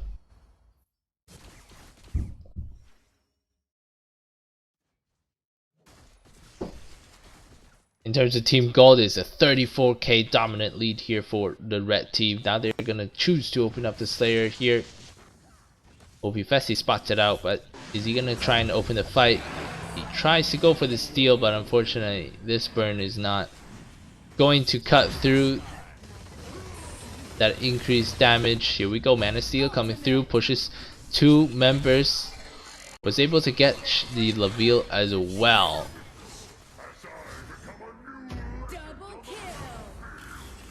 Good work here. It should be GG as no one left is really here to clear out this wave.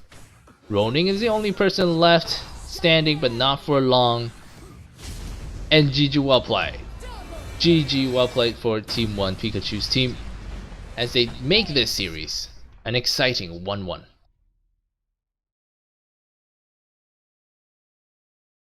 Last game incoming, and it's gonna conclude this tournament, this weekly tournament from Asia's Blueberries Guild War effectively scrims in the Asia server.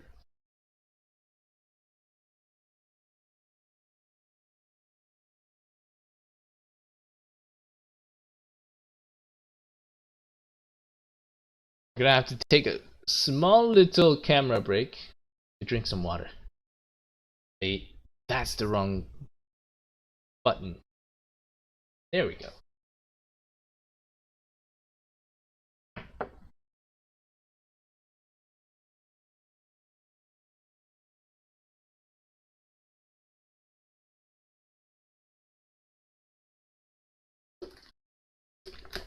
Blue team's turn to ban.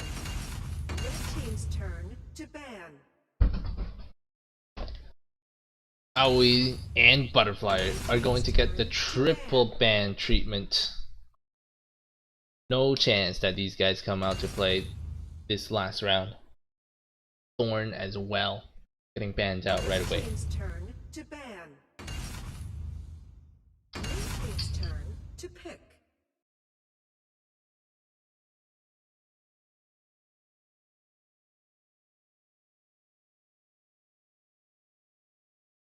They're gonna burn through those bans real quick.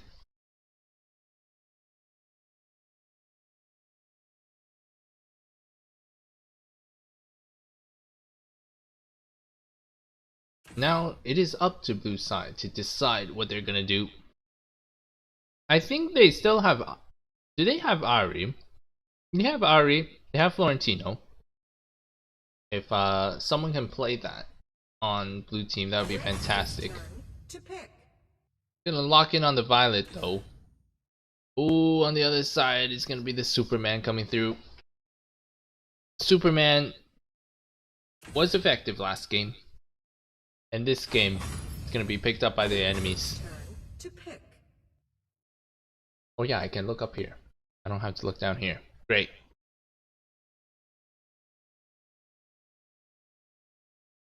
Slightly easier on the eyes, you know? Okay, here we go. Ari indeed gets picked up, but that's gonna be into a Scud and a Superman. Maybe that was the consideration.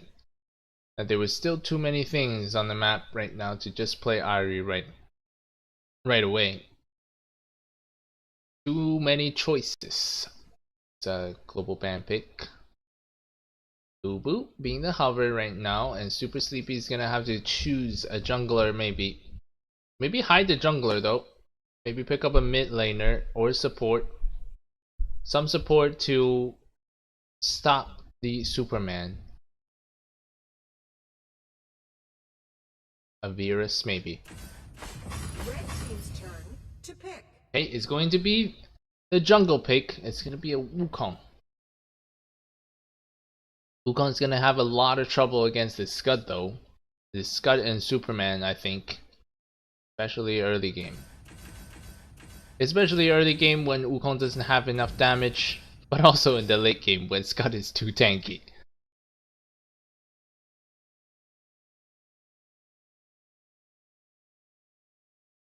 I think I have delay, right? Yeah, I do. I was a little confused because that message timing was perfect. Here we go. Alzu gets picked up as the marksman of choice. Oh, and an interesting ban here, Diaochan. Diaochan maybe for the Superman slows. Diaochan also able to maybe predict where Scud is going to go and make a freeze happen. Also playing against an Alzu, as long as she can spot him out, one hit is going to shave off most of his HP. But we don't see that ban very often because Diaochan has her shortcomings. For example, if she's ulting and Superman goes into push, Scud goes into ults or something like that, also has an easy snipe. So Diaochan isn't exactly the best pick mid here for many players. They don't like to pick Diaochan. I do. I think Diaochan is great. But anyways, too much time spent on Diaochan. Speaking about Diaochan, here we go, Grak. Oh, that was one of the bands that one of the viewers was talking about. And looks like it's going to be locked in on this ban. Grak is interesting ban here. Ah, okay, yeah. Okay, I don't think there was it was necessary to ban out Grak. Unless blue team was thinking of doing something later on in the ban picks. Lorian's gonna be the pick here. Okay. Khalid, L'Oreal, Dulan, Iggy, Raz. Okay, so we're just waiting now on the mid laner to be able to choose something. To fly in with the Zata. That would be cool. Zata into Lorian, into Alzu. Should be okay. And should be able to bypass the Superman and Scud as well, trying to go in. Might be a Crixie though, and then a Chognar to nullify the Superman's Mana Steel coming in from behind. That could look great. That could look good for Alistair.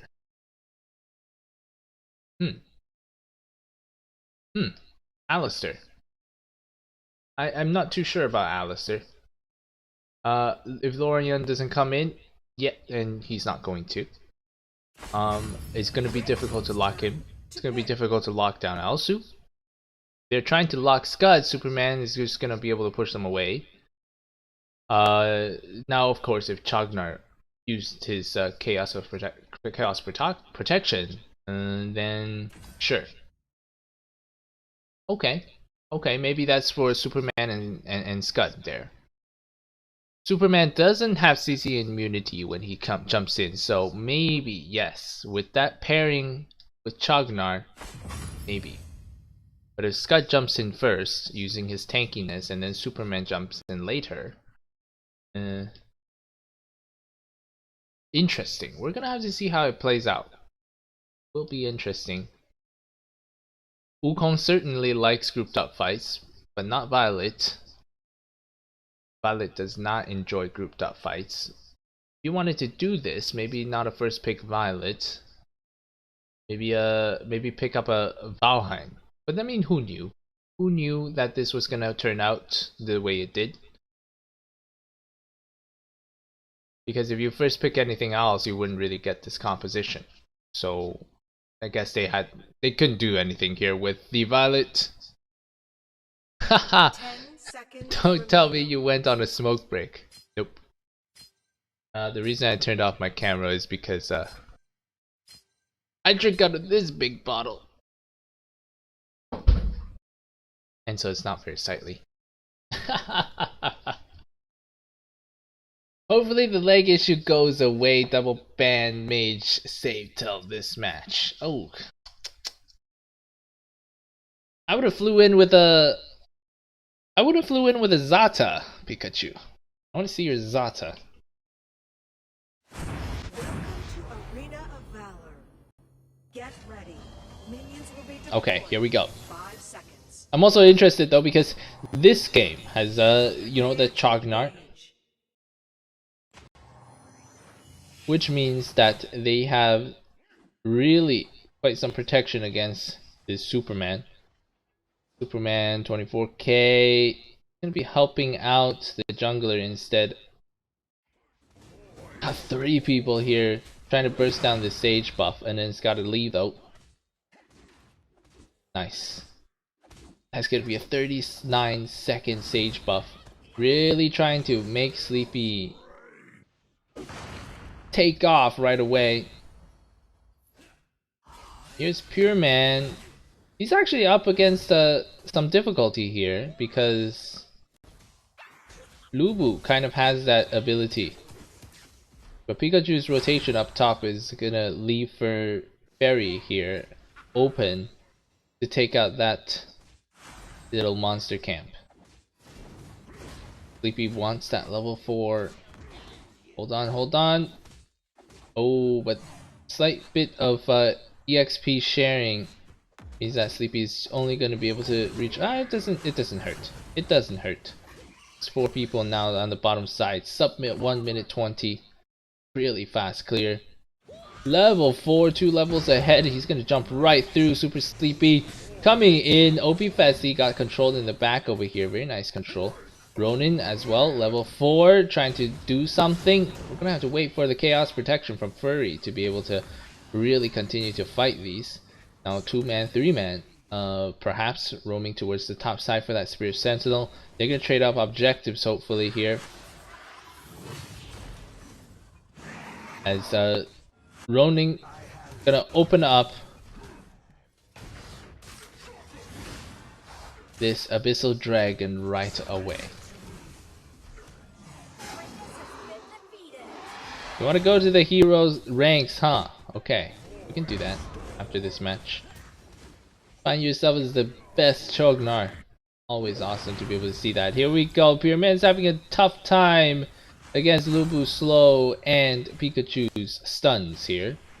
And Pikachu's gonna have the ultimate coming in, but unfortunately no minion waves. They're just gonna have to back out now. Chognar needs to back as well, trying to get up that mana again.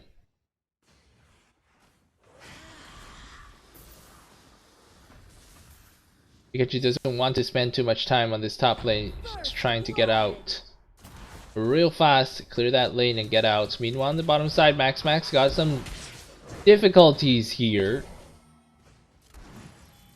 With that 3-man invade coming through, very well done for the red side to recognize and do so.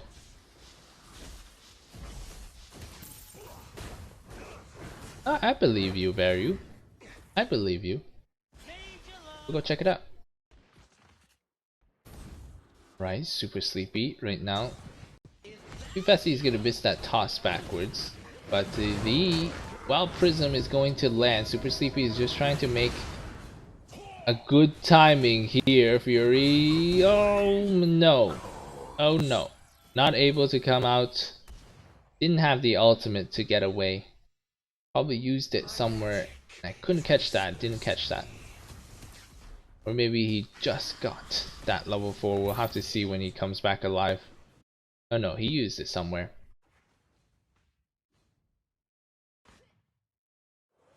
They're gonna have to come together with their strategy for the blue team.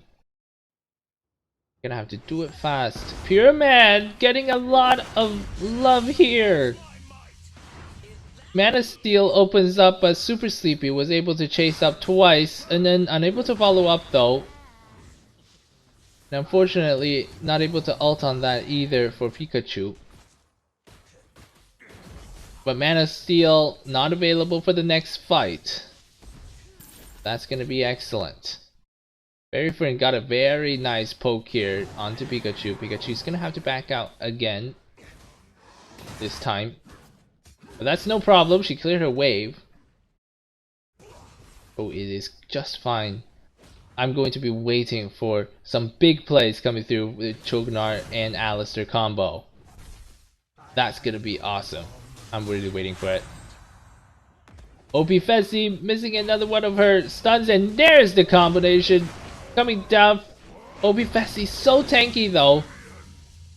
Oh, I know why I can't see it. Because for some reason, Fury's ultimate is not getting rendered on my screen. But that was the ultimate used there. Uh-oh, Super Sleepy in a bit of a trouble here. Yup, against the very tanky Ronin. Gonna have a tough time. Picked up a really nice one there.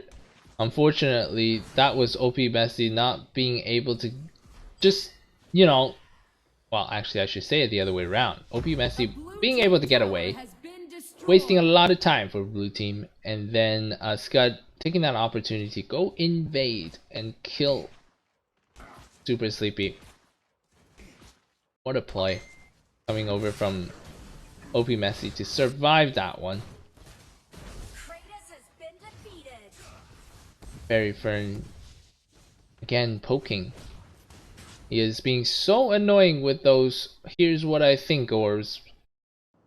Let's do this little zaps.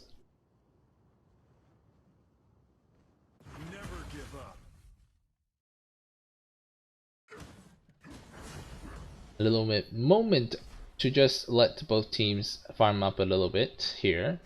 OP Messi is gonna have that vision into the bush. Super Sleepy, nice job securing that blue buff.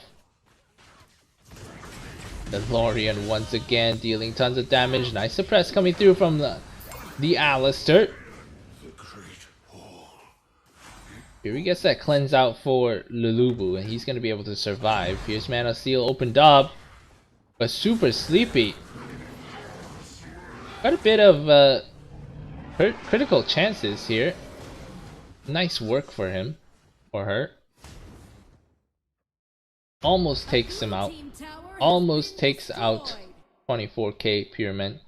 24k is gonna have to start to be careful, because once the Cleaves of Sanctity maybe comes out for Sleepy, that fight is going to look different. And Super Sleepy, being the jungler, does have an opportunity to do so. Here we go, and trying to run away right now. So indeed, okay, here we go. There's an opportunity to maybe lock down Ronin. Here's the Fury getting knocked up. The Purify is getting used. No more Purify for the next couple of seconds. Here's Mana Steel. It misses though. No more ultimate here for Lorien to be able to jump into this tower. But that's not going to matter. 5-man is going to jump right through that one. Take it out. Lorien doing a lot of poke damage. Nice suppress coming through onto OP Messi. Bessie. Sorry, did I keep saying Messi? I think I did. But he's so tanky. He was able to get out of those every single time. Every single time. I don't know how he does it.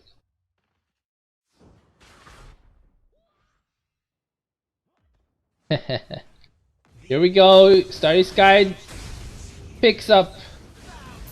There we go. Getting a lockdown onto the Superman. That's what the Alice here was picked up for. And it's paying off a little bit here as we make a trade here. 1 for 1. Jungler for Slayer. That's a good play by Fairyford. Nice Starry Sky to make that kill happen. And then for well, for Superman it was a little bit I think it was a little bit rushed to jump in there. He didn't need to. For sure Pikachu was ready. She was ready to capture whoever wanted to jump in.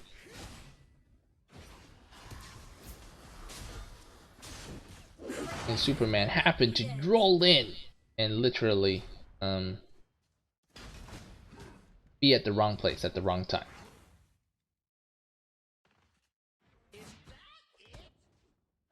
Darkslayer is gonna get opened up, but I don't know if it's going down really fast here. Slightly problematic, but they do have the minion wave pressure coming on the bottom. Suppress comes through onto OP Fessy once again, but he is again getting out of there alive. They need to punish this guy. The captures are good, but they're just not able to kill him. Okay, here we go. Finally he goes down, but now they don't have the ultimate for 24 Pure Man. Take too long for that, but Super Sleepy, yes! Trying to kill and push out a Pure Man. Able to save the max on the Violet. That's going to be critical for this next defense here. Super Sleepy trying to clear this wave in the middle lane and buy some time for the rest of the team. Excellent job. Here we go, Fury. Oh yeah, that's the levitation from the Starry Sky. Fortunately, Super Sleepy was able to get back in time and force the retreat from Lorien. Again, saving Violet. That's teamwork. That's excellent. 6k gold on Violet, 6.4k gold on the Wukong. Meanwhile, on the other side, we do have a bit more gold. 32 leading by 5k in the group. 8.1k is Alsu.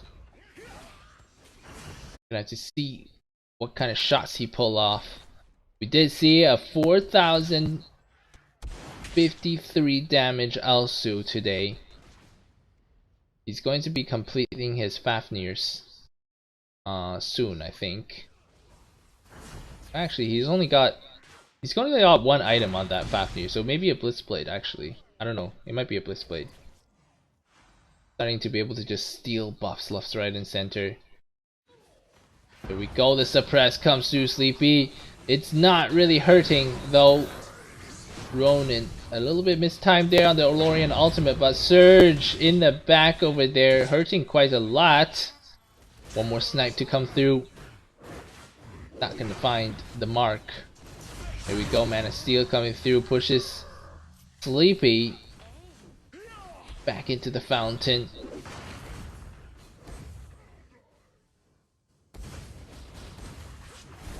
Here we go. That's another lockdown onto that Pure Man. Pure Man, you can't get out of there with your Superman. Once you come in, you are going to feel Alistair's wrath. Surge needs to, I suppose, get some of these damages out. I think he hurts quite a lot. But unfortunately, he probably just needs... Oh, I see. So he was building Fafnirs, and then he finished his cleaves. His cleaves of Sancti. So now he might hurt quite a lot. one of these snipes. Let's see if it lands. But then he also needs some attack speed for his you know, more melee-ish fights. Wow. One combo there from Lori, and Super Sleepy is able to bait out that Arctic Orb from Fern. Well placed trap was able to tell them of the incoming assassins. Opie Fessy again missing one of those knockups, but another Chaos Protection coming right in time from Fury to save out Max. Max is getting a lot of good protection from his team. Again, teamwork plays very nicely done. Awesome to see. And then he's going to start to cut some waves. I think they have a chance in this fight. You just need a couple of good team fights, and their high ground towers is still intact. Darkslayer defeated by the red team. This is an exciting match. That is for sure. Neither of these teams are going to give up on winning. Here we go, Surge. Trying to make a snipe. There's the Starry Sky. Levitation doesn't come through. Spearman gets locked down, but here's the Baldum in response, and oh no, Man of Steel comes through. The Chaos Protection does find everyone purified, and that's going to at least save everyone for this core defense. Right now, Max isn't here to deal in some of this damage. Two towers is gonna fall. Can they stop the bleeding here? OP Fessy now getting knocked up and taken away, suppressed, but that's gonna come at a cost. And the blue team, can you hold on? No. GG. Well played. Surge with a triple kill in the end over there. He had so much gold. Nobody to take care of him. There was so much poke damage coming in from the Lorion. And I think the major play there was the Baldum's ultimate coming in time onto Pikachu. She had Spearman locked down. I don't think she had the flicker at that time to be able to get out of that one. And that really turned the fight around because Spearman was able to get a huge push onto everybody from underneath that tower.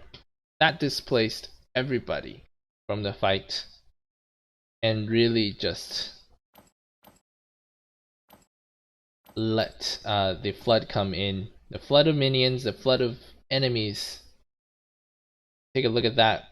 Fairy Fern dealt us so much damage. 32% poking. Nobody was there to stop him, but unfortunately that's Lorian for you. But the strategies almost worked. This strategies almost worked, and it was awesome to see. Congratulations to both sides. Series well played. That's gonna tie it up 2-3. That's gonna be Roning's team taking third place. Lai's team taking first place, I think. And then let's see, Surge's team taking second place, and followed by Pikachu's team. Of course, these teams are generated at random, so every week people get to play with different players. Next week we'll be back at it. Thanks for coming out this time. We'll be signing off real soon, but before then, we got a request here to check out the leaderboards here for a certain hero. Now how do I do that?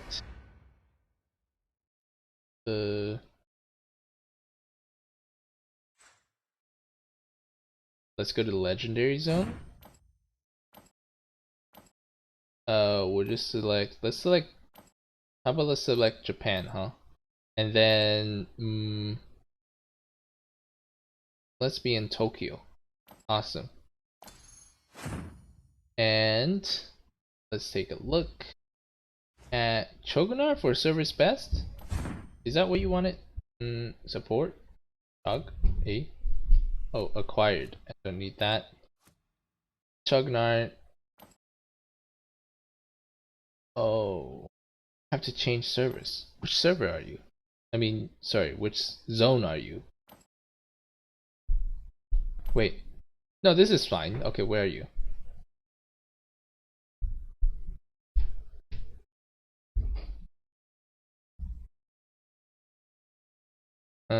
I see a lot of mysterious players, so yeah.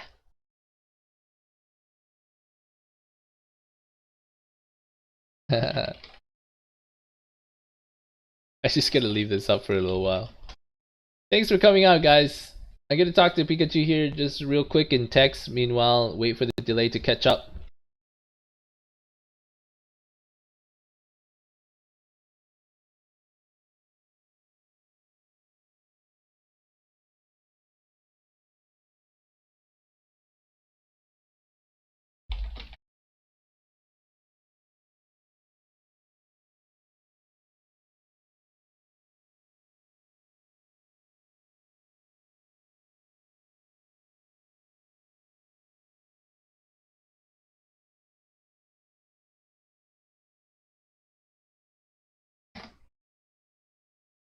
Okay, I don't know if Vario is there. Oh, Dragon King. You can also check Asian servers best Chognar list.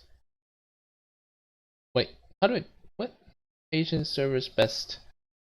Wait, is there like an do I have to change my zone?